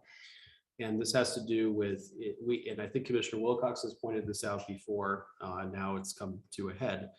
There are certain instances for certain residential housing types where we currently allow them through conditional use. And changes to state law have effectively reduced, if not all but eliminated, its city's abilities to make decisions on housing applications, whether they be subdivisions or site plan review. In the case of, say, a multifamily development, they have to be clear and objective standards. Conditional uses are not that. So if you are going to go through that or want to preserve a conditional use application, the city right now in our code does not have enough clear and objective criteria for any of its housing typologies to do it. So this is one where right now you'll probably have to make the changes to allow them to be permitted uses. If you're queasy about doing it, then we need to then work on a future amendment where maybe we can consider certain housing types to be a conditional use. But I will warn you, that'll be a very difficult and very legally costly exercise, because again, housing, what the state is trying to do over the past 4 to 5 years is eliminate so-called barriers or local barriers to developing housing production. And tagging certain housing as conditional does that. So what the staff recommendation is right here is where we have references to housing that require conditional use is to change the C in the table to a P, and then take a footnote to see if you want to see about going back to C at some point.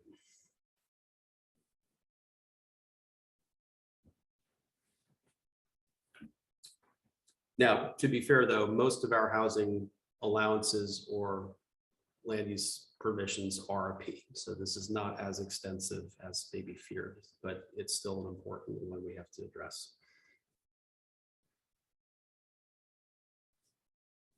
Well, Chris, I don't follow the change on vertical based mixed use. So the HDR zoning district, that is where right now the H, which has historically been nearly exclusively residential. What we were saying with the HDR zoning district is that certain types of vertical based mixed use development where you may have, say, ground floor retail or maybe an office setting somewhere in the building would be a conditional use, something that this body could review and approve on a case-by-case basis. But because vertical based mixed use contains a residential element, you either have to allow it with a P or not allow it.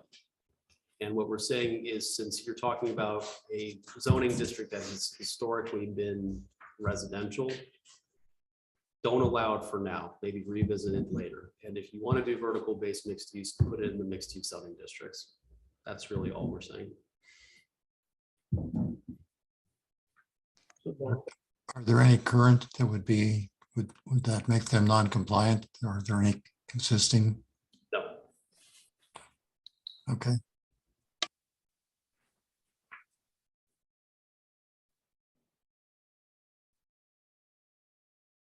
I think that's kind of a big one.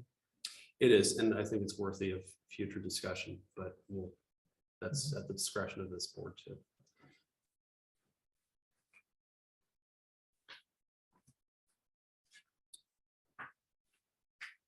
Okay, now for Make the change or not? sorry. We okay with that? Not making it? Okay. We're getting rebellious. Yeah, these are open in the future, so.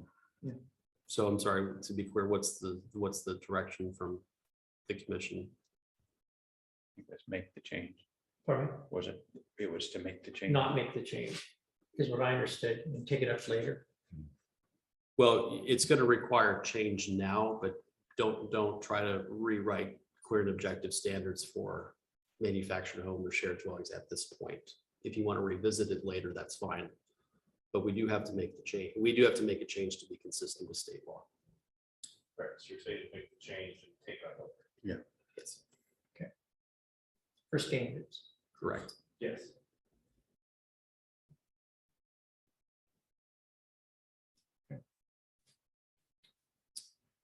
This one is straightforward. I can't believe I'm even saying this, but This is one where the state said, wait a minute, you're not going to require a minimum lot size for duplexes? And it was like, well, it didn't say it really in the model code. They're like, you can put a minimum lot size for duplexes. That was one that I think puzzled this commission when we went through the original draft. So it's a pretty common sense justification. So we're simply going to require what would be required of a single family dwelling.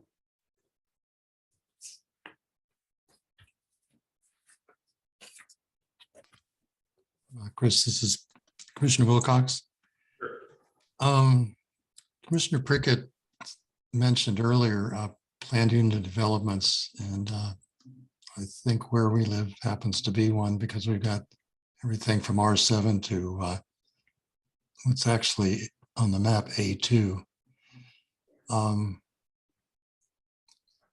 I actually looked up our lot size specs a little while ago, and our lot's 2,400 square feet. So, but it's a single family detached. So where does that fit into this whole thing? As a planned development, you have a approval and conditions of approval that deviated even from the original underlying zoning district. So those get carried over. Because typically we didn't allow for detached single family outside of the town center. Morgan Meadows' case, for instance, and presumably for a few others, if this body made a decision that allowed for it and the provisions in the code at the time allowed for it, that gets carried forth.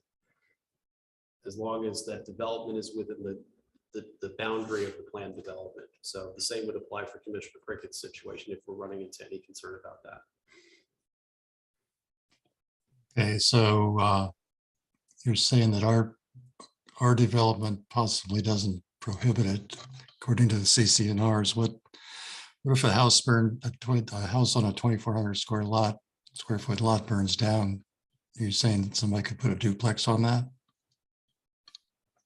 No, what we're saying is the situation on that one is that you have to basically have a like for like replacement. Because the approval given to that particular development, when you're using a zoning district that does not typically allow for that land use to happen. There are provisions in the code that if you have a total loss of the house and only a single family house, that it can be re-put there if it was there already. If there was a concern about could that be duplexed, the standard probably wouldn't allow because it wouldn't meet the minimum lot size. Okay, I think I follow. Unless, and no, that, never mind. I'm sorry, that's notwithstanding, never mind. Wrong thought. Minimum lot size of 5,000.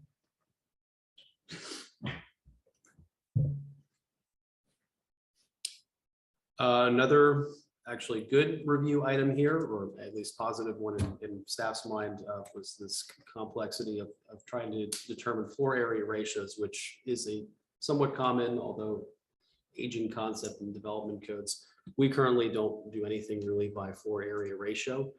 The model code suggested we needed to do that for triplex and quadplex development.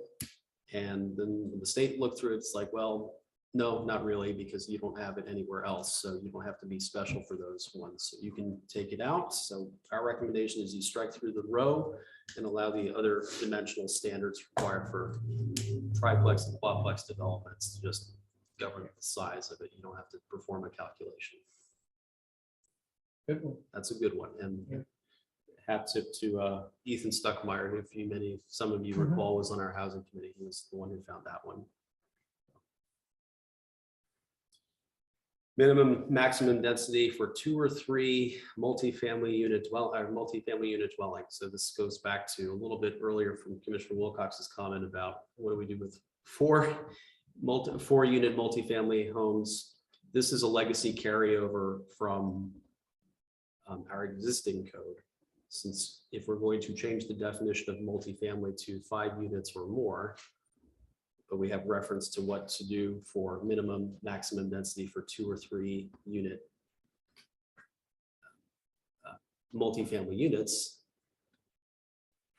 it doesn't make sense. The clean answer is just to simply update and amend that table and strike through that row pertaining just to 2 or 3 unit multifamily dwellings. Let's get rid of that. 2 or 3. Can I play devil's advocate here? Sure. What is a multifamily since we did away with family? Multi-household. Yeah, do we need to change that? Not gonna go into that one today, Mr. Levy. Well, you've got family and then the definition is going to carry us someplace else. I think as it's hyphenated, this is considered one word. We did away with family, we changed it to household. But you referenced family, so family would go back to household. It's somewhat of an industry term too, multifamily house. It's kind of a one name thing. Not touching that one tonight. That concludes chapter 3, changes chapter 8. Development and design standards, the exemption list. This was again a carryover from the previous code. We had to ensure that we made proper reference to middle housing, and we removed the word duplex to make sure we were carrying it all. Now, remember, this may seem scary at first glance, but remember this, anything above a duplex still gets reviewed. There is still a review, even though it's not a land use review. It still gets reviewed when a building permit application comes in. When a building permit application comes in, the planners look at it, the building official or the plans examiners look at it, and Public Works looks at it. So if you're wondering when and how do we make that determination of the utility impact of this development, of middle housing development on the system, it's still happening. It's just occurring in the building permit process. It's not through a unique land use process anymore. Now, the other exception to it is if you're contemplating a townhome development, that is a subdivision. So those types of reviews for that type of middle housing still come through this body. There's not an express way if you're doing 4 or more townhomes to get around that standard. You still have to come before here to get approval. And utility review and infrastructure is reviewed by Public Works during that. Any questions? Oh, Chris, this is Paul Wilcox. Could you back up a page? Sure. To here or page before, sorry. Right there. Someone was questioning the use of family and multifamily. Wouldn't it be more accurate to say multi-unit?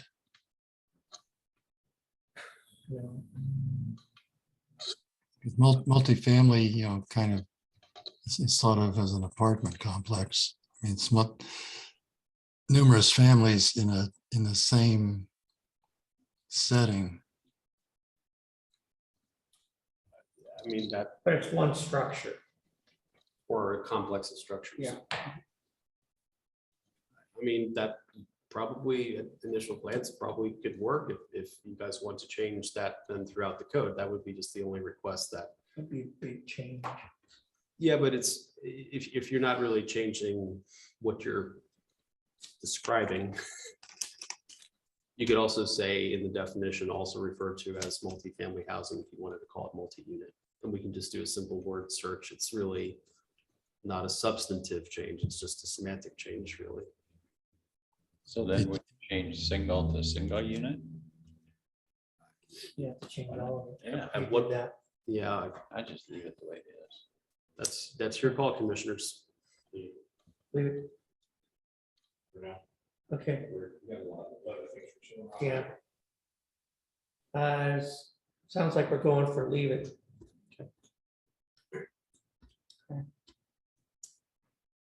Landscaping standards for townhomes, update the requirement for usable recreation space to change from attached dwellings to multifamily residential. Again, this is a carryover of the historic thing. Historically, we used to group townhome development, duplex, triplex, quads, and multifamily all in one. Townhome standards by law now cannot exceed the standard for landscaping that a single family dwelling does. So, and again, this is, to be clear, this is for common area landscaping and open space conveyance. Townhomes can still be of a certain size or lot and can have outdoor space. And frankly, it's a wise developer sees that as an amenity.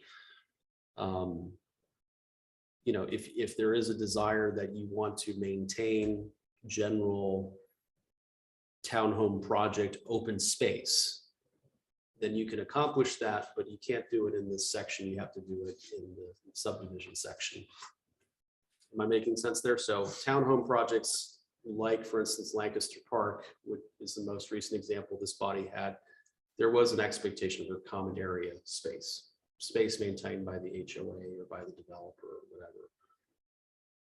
What you're saying now, the state is saying now, is you cannot require that space of townhome development, if at least regulated through here. If you want to maintain that, then do it through your subdivision requirements, not through your site development standards.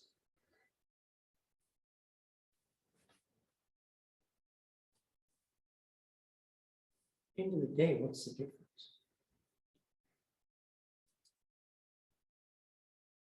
One is consistent, one is a workaround around the state law, the other is in violation of the state law. If you want to work around, then put it in chapter 7, but we don't have enough material right now, nor has it been proposed to do that. So what we're saying is revisit that in the future amendment. We're going to have to open up chapter 7 as it is anyway. We could reinsert that requirement in chapter 7 if that's something that's of importance to you. You know, what if you have an application in the meantime? You know, what's your standard, I guess? Well, again, that goes down to the larger, bigger picture argument that proponents of this law have made, that by requiring common area landscaping standards for townhome developments, it is maybe a barrier to allowing townhomes to be developed. And if you have, for instance, a smaller lot that you're trying to fit in an acre or less, and you want to get 5-10 townhomes out of it, which dimensionally is appropriate scale, but you have to somehow provide this little passive park. Because we used to think that stuff like that was important. Well, you do certainly for single family neighborhoods. And that's the argument. If you want to maintain that, then tie it with the typical standard you have for a single family subdivision. But you can't do it when you're reviewing a site development application. You can review it and you can compel it at the subdivision application that you folks get to rule on. We as a staff cannot impose that at our level review. That's what we're saying. So if it's important, Realistically, we should be able to make this code amendment to chapter 7 pretty quick. yeah, I mean, we're gonna have to be in chapter 7 as it is anyway pretty soon. So that'll be one item we can throw back in there if that's Okay. important to you all. All right. Okay. Yeah, number 7. We're getting there, folks. Bear with us. Thank you for your attention. Tri and quad dwelling development standards applicability. This is just some concern from them about potential contradictory or confusing language. This was, again, a legacy of the model code, trying to copy and paste from the model code going into the new section. The state's like, you really don't need this language, so you can strike it through. Other language elsewhere will help determine what's needed or what's not as far as development standards.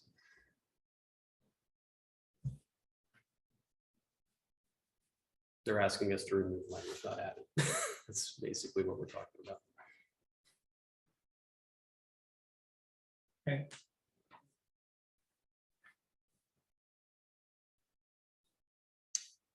Minimum off-street parking standards for tri and quad.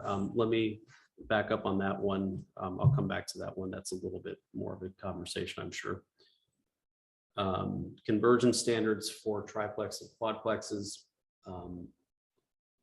This is, again, a consistency with state law provision.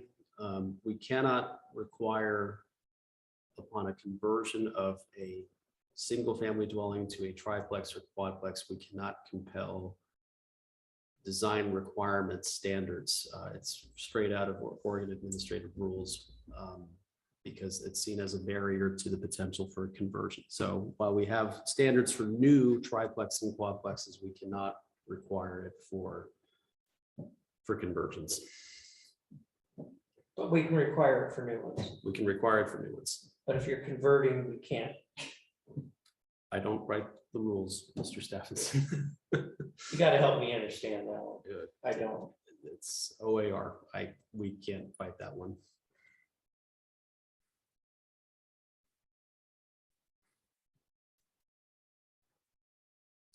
And then the last one here, before we go back to the other one, manufactured homes and home park standards. This is small, it's big, but we don't have to tackle it right now. And effectively, there was a bill just in this short session that got approved, HB 4064. And this is, from what I understand, largely by the manufactured home industry who lobbied for it. It restricts local governments from prohibiting the citing of or imposing unique placement standards on a manufactured dwelling or prefab structure inside or outside a manufactured dwelling park. What that basically means is that we have to completely rewrite our standards for manufactured homes and manufactured home dwellings. In other words, you cannot, much like how middle housing has now effectively been equated with single family detached dwellings, manufactured dwellings now have that same equivalency. Meaning our existing standards that we've had on the books, that many cities have had on the books for years on manufactured homes and manufactured home parks, are completely thrown out the window and unenforceable. So we need a future amendment. We're not going to do that tonight. We're not going to do it with this amendment. Nobody knows exactly where to start. So we are needing further guidance, but that was state law that occurred just a couple of months ago.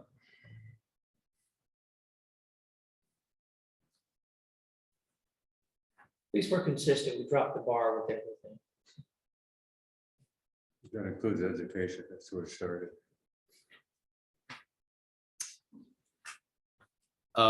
Anyway, that's a future hint at a future work item. Let's return one more, and this is the last one we have to cover tonight for these requested changes. Minimum off-street parking standards for triplex and quadplex development. The request says to add language that caps the total number of required off-street parking spaces consistent with state law. And this is particularly relevant in the medium density residential, which historically has been R5 and R4. So why are they asking us to do this? Again, right from the administrative rules, it places limits on the total number of parking spaces that a triplex or quadplex may require. So for lot sizes that are under 5,000 square feet, triplex and quadplexes cannot require more than 2 off-street parking spaces for full development. So in other words, if you have a quadplex, you have 4 units. The cities are prohibited from requiring anything more than 2 off-street spaces. So basically half a space per unit. Now, what happens here is that this is based on a sliding scale. If right now, how we have medium density residential structured is we have it as a minimum lot size of 4,000 square feet, which is actually a further prohibition about how much parking we would allow. If you're 4,000 or less, then you can only require 1. So all along, as we've been presenting this to you from the work session all the way up through this current draft code, we were presuming the minimum lot size for medium density residential would be 4,000. But we know parking is a nuclear issue. So the question for you folks becomes this.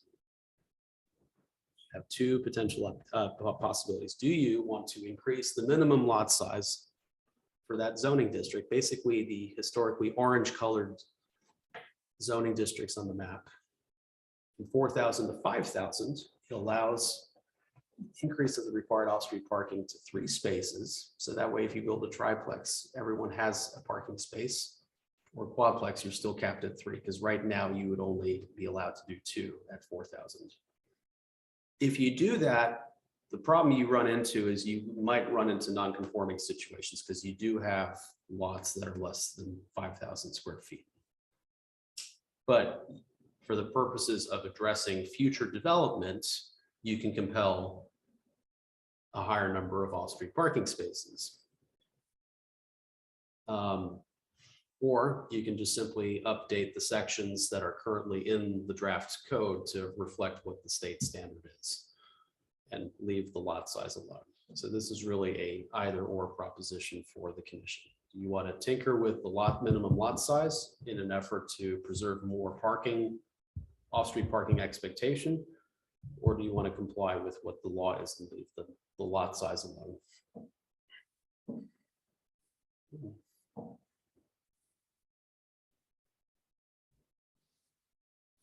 I guess what it boils down to is, do you care more about creating nonconformities or do you care more about creating parking, off-street parking? That's kind of a values proposition if you're really narrowing it down. I like the 7,000 square foot. I think in some ways it comes down to livability too. Kind of a violation, goal one, actually. You could argue this whole process is a violation of goal one. It's kind of in the back of my mind. We've said as much for 3 years.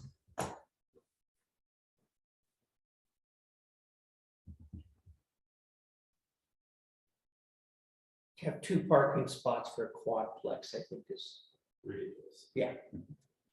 Or to run up. Does anybody think this is a good idea?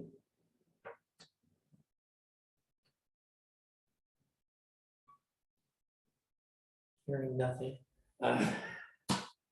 You surely shake your head. Okay. How many households out here? I'm gonna speak of families, both husband and wife are employed. Each has their own vehicle. Doesn't have a major impact on that. Well, if you think about this, you got a 4-plex with 2 spots. Mhm. And let's say we've got a 4-plex with 4 cars. For every 4-plex, you're putting 2 more cars in the neighborhood somewhere. Or within their own neighborhood. And how does that work? And if you're thinking, if decisions are made based on 2 parking spots, your whole pavement index and everything else is going to be skewed based on the number of cars you're going to have driving on the road. But even if you have a 4-plex at, 1.5 cars per unit, you've got 6 cars, 2 on the property and 4 in the neighborhood. If the husband or wife are working and have cars, Right. I mean, Then again, maybe the framers of this whole thing had thought about public transportation will take care of that. So you can get people out of their cars. Well, we all know the prevailing theory. Right. So if we make it. It doesn't exist out here. but we don't have good public transportation out here. Which So is its own issue. so you're gonna have cars that are gonna be sitting on the streets.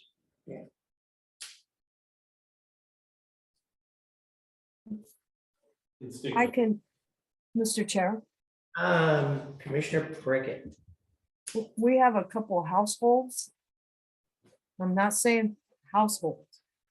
We have at least one that has multiple cars, at least 6 cars parked on the street, 2 in the driveway, 2 on the side yard, and 1 in the backyard. So I'm not, and I don't know if they all run, they may not all run. But this is just one house. So if you have a quadplex, who's gonna decide who gets to park in the driveway and who gets to park on the street? And if you add household to that and you have 3 people that live in a quadplex, let's say, in each unit. Right. So the traffic, again, is gonna be, parking's gonna be like no holds barred when it comes to trying to find a parking space to get to your unit. If you have more than one in your area.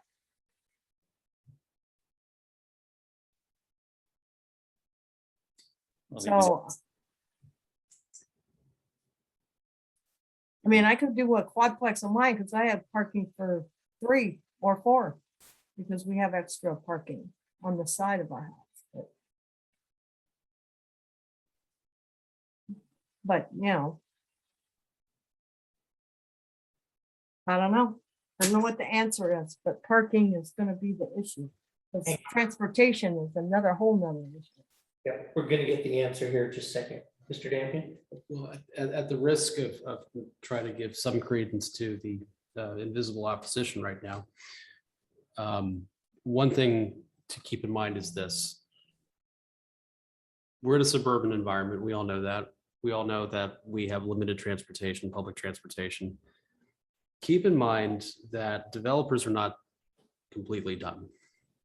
At some point, they may see the opportunity to allow, oh, I could build a quadplex here.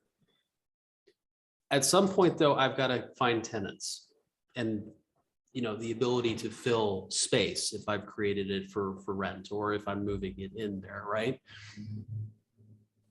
You know, from a marketing perspective, does it make sense for the developer of a quadplex out here to not allow for enough parking? It doesn't. What the state is saying is cities cannot impose a floor beyond what we're saying. The free market absolutely can. And for all the reasons you folks have just said, because of just how we are, our situation, our historic development patterns, that's not going to necessarily preclude any developer from just saying, yeah, I'll just throw up a duplex or a quadplex and I only have to put in 2 spaces. But I will tell you, if you're a developer and you're thinking about tenancy and accommodation and flexibility, you're probably still going to be planning for at least each unit getting a space. So it's not saying you must and can only have 2 spaces for that quadplex. It's saying we, the city, cannot force a developer to do more than 2 spaces. And I've seen it before where developers will go above and beyond even the parking minimum for residential or commercial uses. Now, some of them, of course, ask for variances. We have that experience, but there are often times for applications that you folks are not privy to because of our review standards where developers go above and beyond. I mean, the food cart pod is a perfect example. Do you know how many parking spaces we required for the food cart pod? 0. That would not have been a practical business move for Ms. Hunter if she would have provided no parking. Now, she has a parking problem, don't misunderstand. But developers have an understanding that they have an obligation to actually find tenancy and stuff. So it's frustrating that the state puts a floor on us, but let's also remember the free market and ROI still are important to the developer as well. I just have to push back a little That's bit. fair. That's fair. When you say developers aren't dumb, I think there's a number of them that might fall into that. Well, we've encountered some that are less strategic, but at the same rate, developers are also savvy and some will. Yes, there are developers out there that will see this and may take advantage of it, but there are also developers out there that understand the limitations or practicalities that a community has. Chair Stephenson. Yes, Commissioner Allen. Yeah, to that, I've also seen developers build buildings, large buildings with no parking. Right. Yeah. So we can't count on that. That's fair.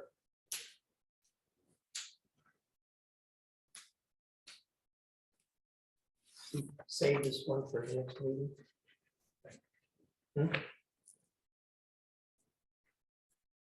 Well, I think you have a critical question here. Which route do you want to go with? Do you want to adjust your minimum lot size or do you want to update the standard and not mess with the lot size. That's going to be important for us to figure out.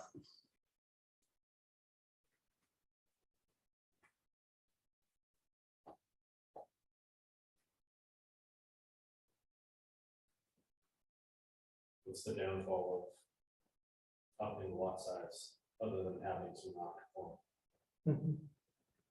Is that the only downfall? And then what we move ahead with is basically more parking.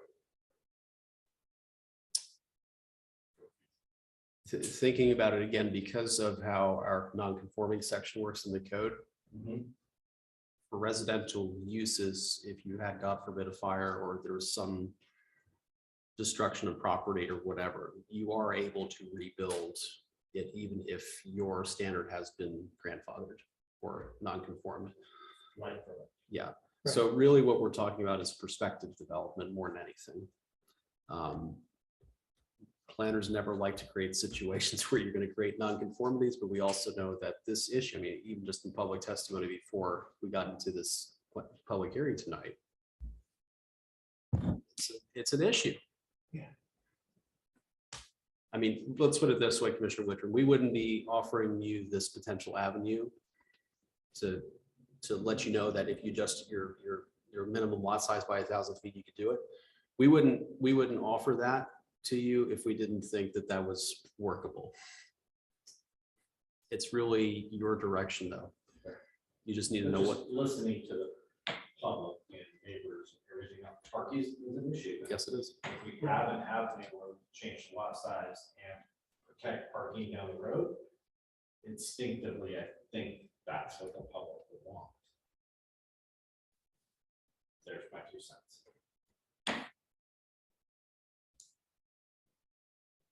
What if you added in, for example, here, zones less than 5,000 feet have at least 2.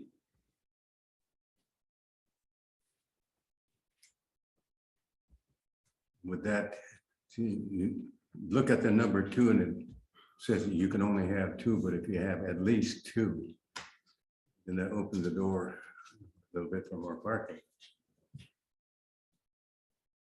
If the state allows that.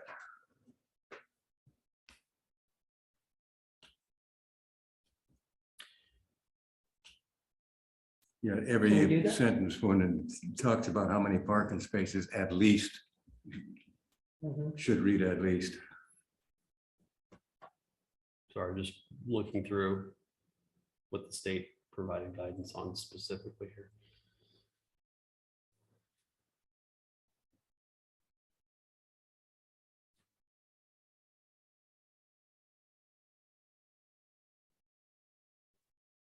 Can we do it? And if they don't like it, they come back and tell us? Yes. Okay. Say no less than 5,000 square feet at least 2. And then. Well, I mean, is it not saying the same thing? If we're at 5,000 square feet, then we get 3. At least 3. Right. Yeah. If You you get get- to add at least to all 3 of them. You would, yeah. No less than. Yeah. At least 3. So, I mean,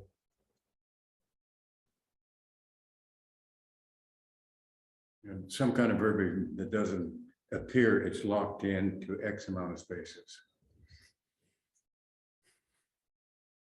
So we could say minimum 2, the maximum happens to be 2, but you're saying the minimum is 2. But you don't have to tell them maximum. But no, I don't think we can do that. Because we're not capping it. Well, About free market.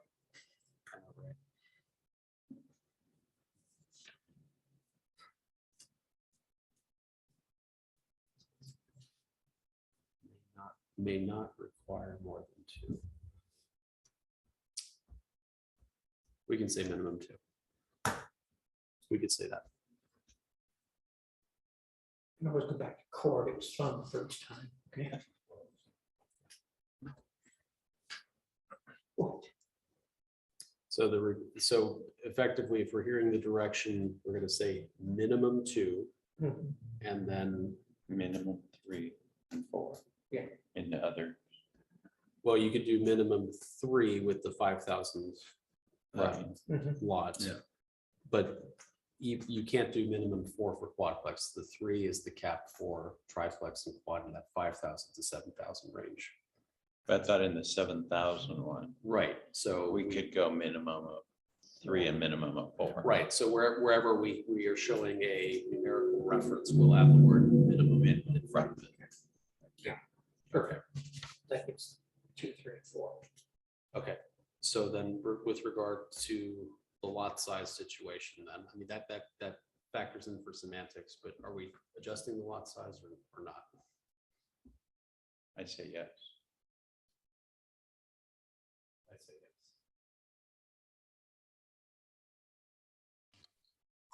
Oh, yes. Okay. Done. Okay.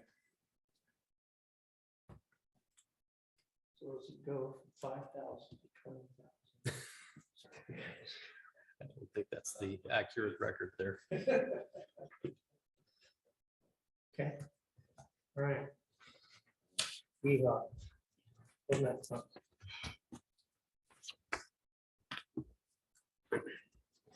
One second, Mr. Chair, catch up.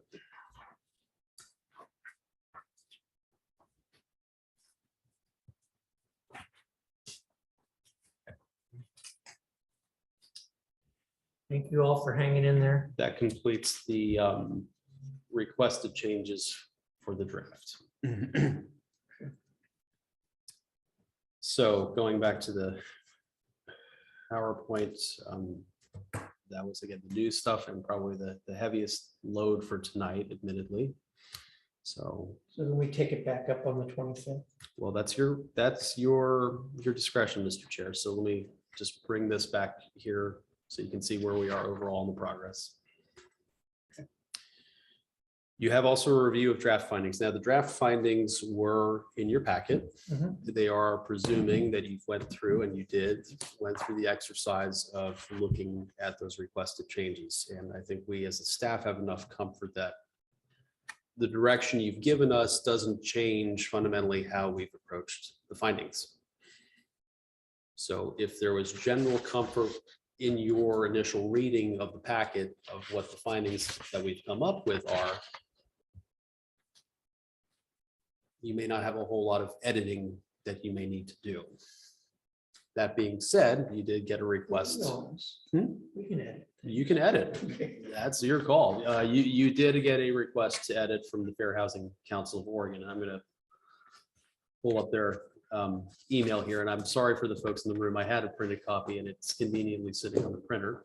For those of you at home, this got emailed to you this evening, but I'll have it up here on the screen so you can read along. It is a one-page letter, and we'll get into what it says here.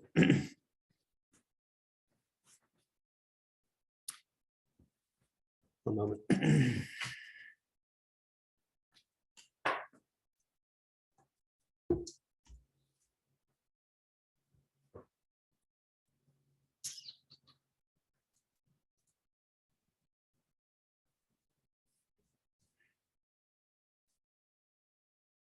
It's coming up on screen here.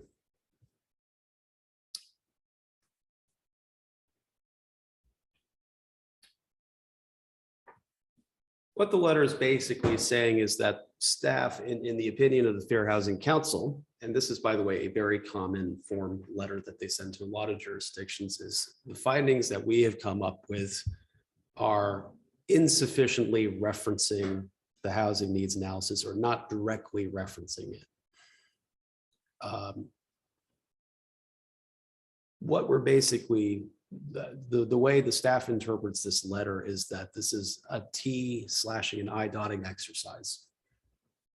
That simply by pulling a couple of more reference points directly and quoted from the housing needs analysis, we fulfill the state requirement to produce defensible findings. The findings that we've given you already make references, although indirectly, to the housing needs analysis, it just doesn't have quotation marks. It doesn't have specific page references or numbers. And there are a few other things in that housing needs analysis that further buttress the finding to make sure that it's legally within standing. So the way we are reading it is they're not necessarily challenging any, any of our text amendment or even the exercise we just went through. They just want us to be wholesome with our findings. Now, you could try to do that tonight. Keep in mind, you're not the decision-making body. The city council ultimately holds the editing pen for the finding. In staff's position, we think we can incorporate that very quickly and have it ready for council. And, you know, if there is trust in staff, and I'm not saying you have to or not, but we can amend the finding, one of those findings, to have more direct references to H&A that speaks to this request. So what we're saying is you may not have to tackle it tonight. I think the question becomes is, do you feel like you've done enough tonight that you think you can make a recommendation for approval tonight if you're not really tinkering with the findings we've come up with? And if that's the case, then we can edit that as a staff and have it ready for city council for their hearing. If you want those findings to be updated to include that, then we need another hearing with planning commission. To basically include the references that they're seeking here. Well, And again, this is the initial hearing. Yeah. You're not. no, the there's some decision- other references we could make too. In the housing needs analysis. We want to do that.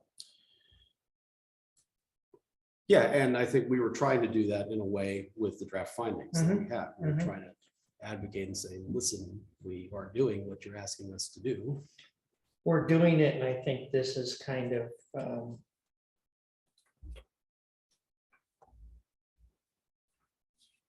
little snarky. What?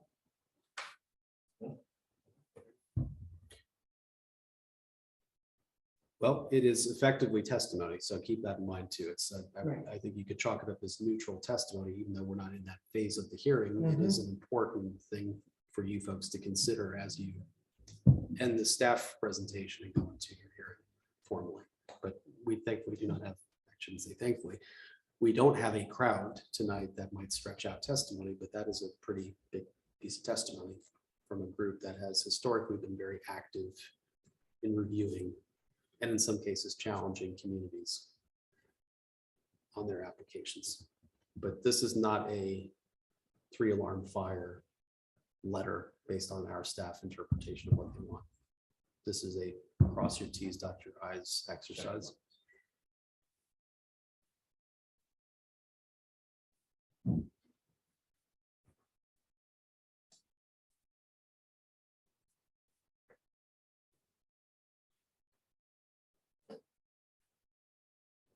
We have to show the potential impact of the new code.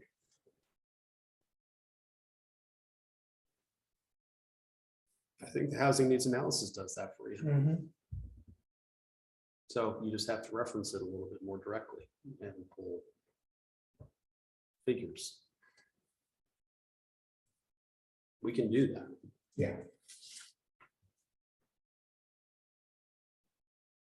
Questions, do you want to review our work? Probably based on what this is.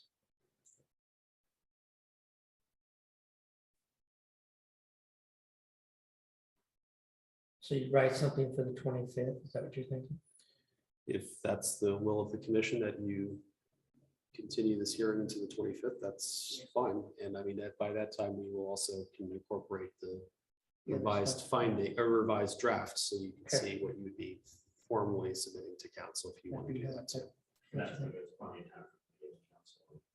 Yeah. Council hearings would then be adjusted to June. The concerning, just from a calendar perspective, the concerning factor there is ordinance typically takes 30 days from the date of the adoption.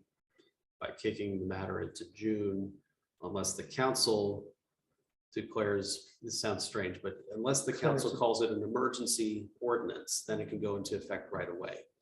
But the council can only declare it an emergency ordinance if the council unanimously approves it. So you may have a situation where you may have a brief overlap in July where the state model code will apply for a brief while. But in effect, council still took action, so that sunsets very briefly. But I thought that if they approved it, right, it still met the timeline. Oh, it's met the timeline. The timeline's not the concern for local adoption. The problem is when does it go into effect? Okay. So you may have a 3-week period of competing. Will be the second week of June, right? The second week would be the first hearing, and then the fourth week would be the second hearing.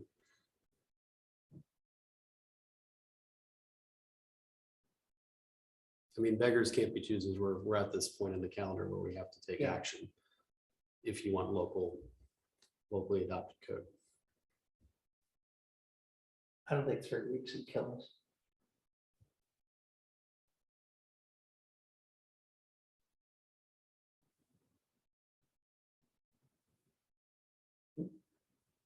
No, I don't think it's gonna kill us either.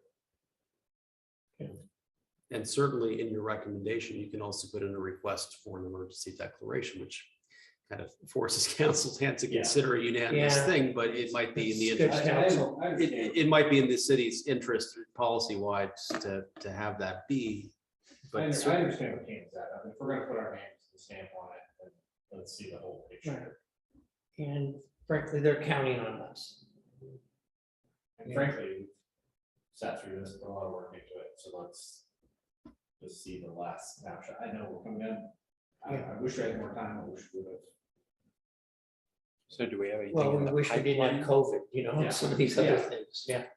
well, and Alex, I think you could speak to the pipeline because we do have some applications that are looking at this, right? Yeah. It should be very quick and, right, Sorry. it should probably be very quick though, just to review. Oh, you mean for the 25th as Yeah. far as getting this? So If if we did it, if we wrote the recommendation for an emergency and what, like I went and testified that would be the request, the need.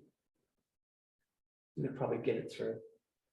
Well, that's obviously on council's discretion to vote for it. But it's I mean, certainly. it would help. Yeah, but I mean, They did it's not the end of the world if there is a 3-week gap admittedly, but Right. it certainly makes, from the staffing perspective, when we're talking with applicants, the potential for having dueling codes for a little while. It We'd would be rather not. helpful to do. Yes. Okay. So we'll do it. Or for 3 weeks, you just don't deal with any. Yeah. Wishful thinking. We would just go to music festival for 3 weeks. Vacation for 3 weeks.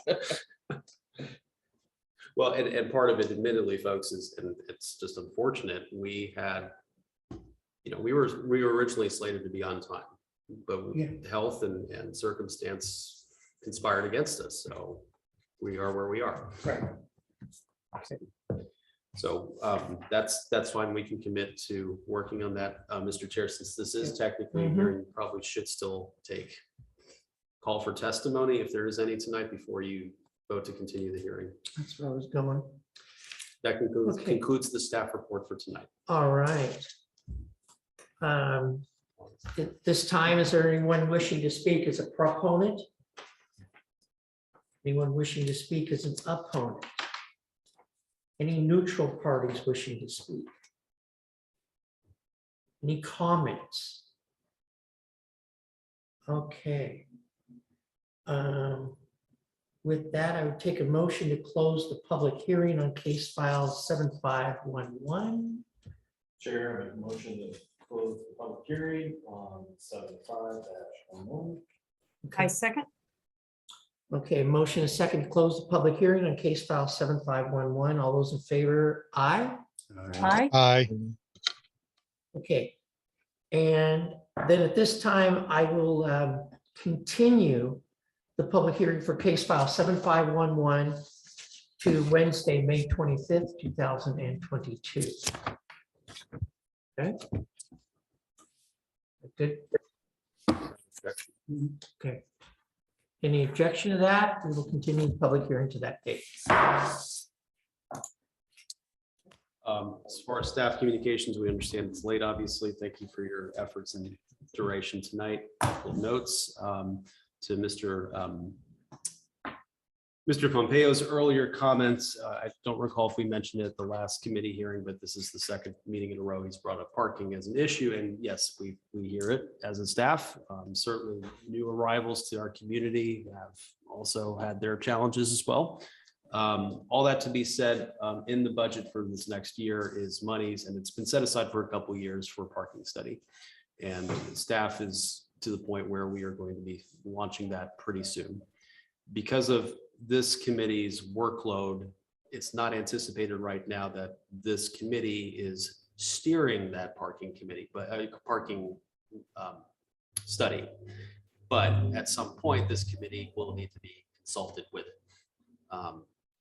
Who is ultimately going to captain that effort among our committees remains to be determined. But what we want to make sure we articulate to staff is we know we're going to study parking. We're going to look at it through a lens of downtown.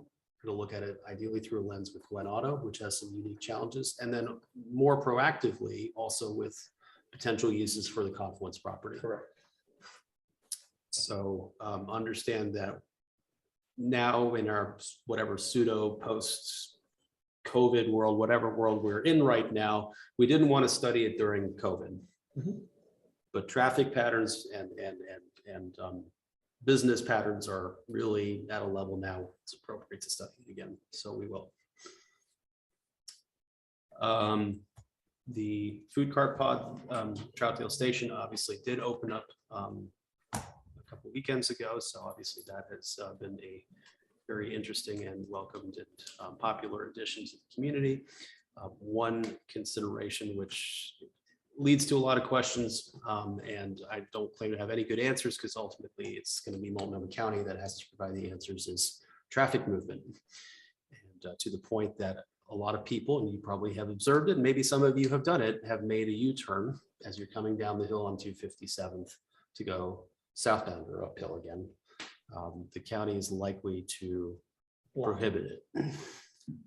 So that'll present some access challenges and issues. And again, at 9:50 tonight, there are no good answers, but I'm sure it'll come up and we'll have to figure out what that looks like. But just a heads up. But that was all done as a right in, right out. It was, and the county did not compel the developer to do anything for the median. It's their facility, you know, they have to tell us that.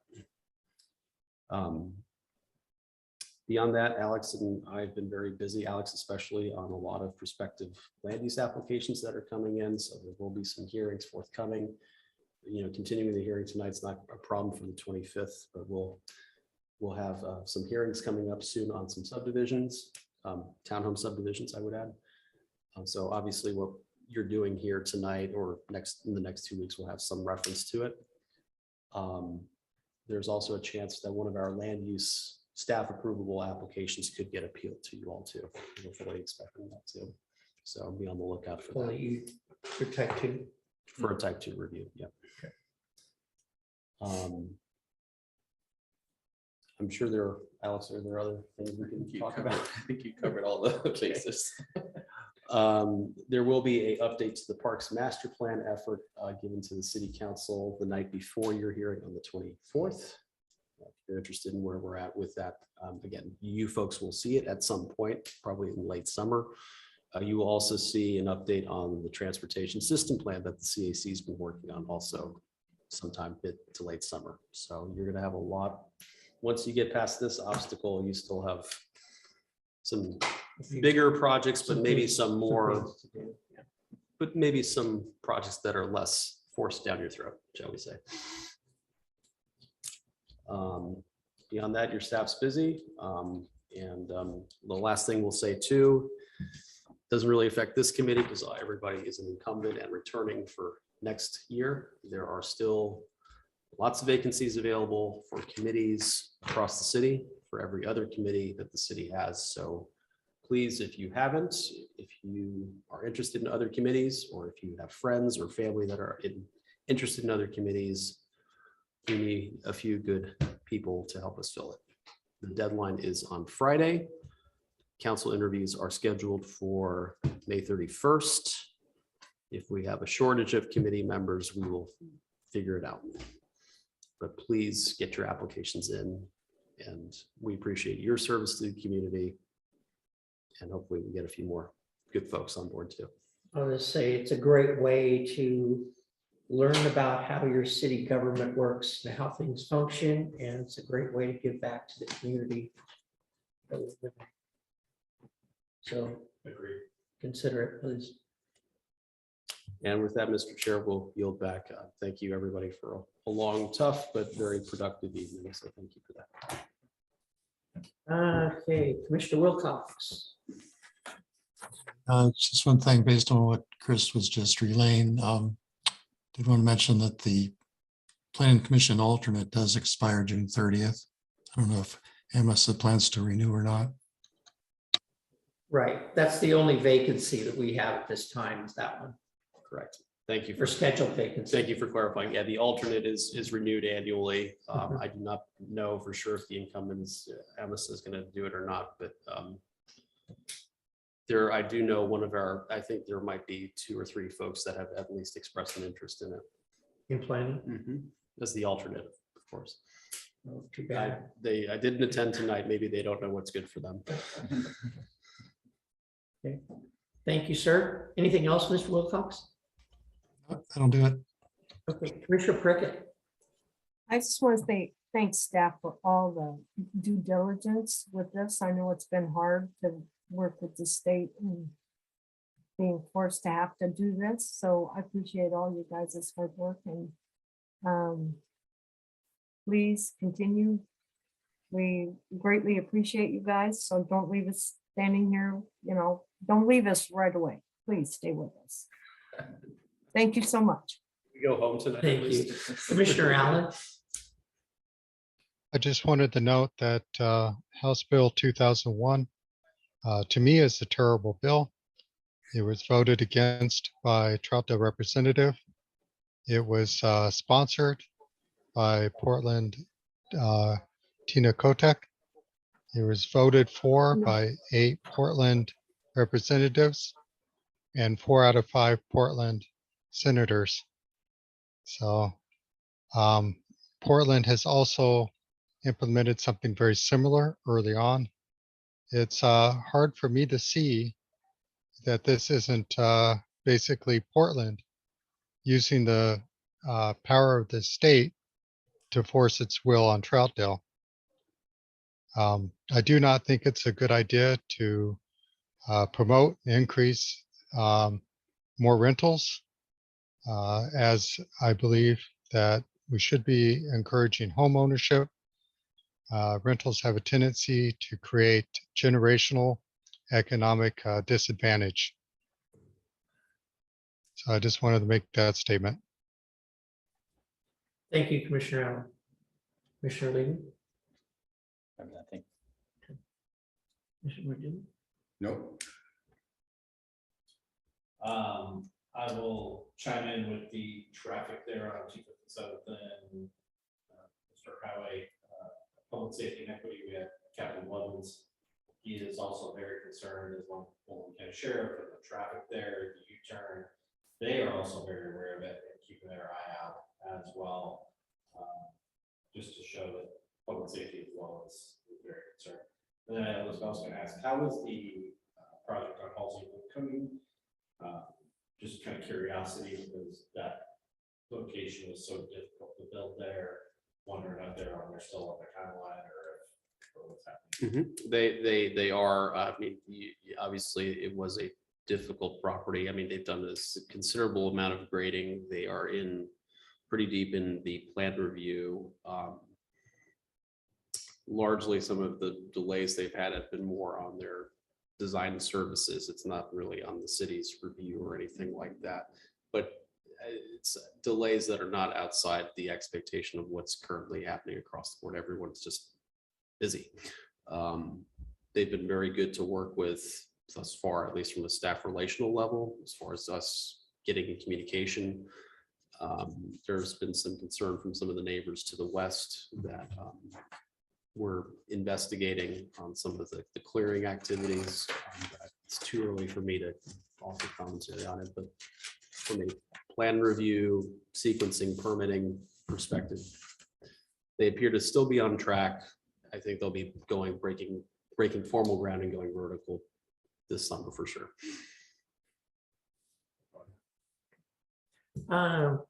Counselor Glantz, did you have a comment? I was just gonna say thanks to all you guys for doing all this. It's a lot of work.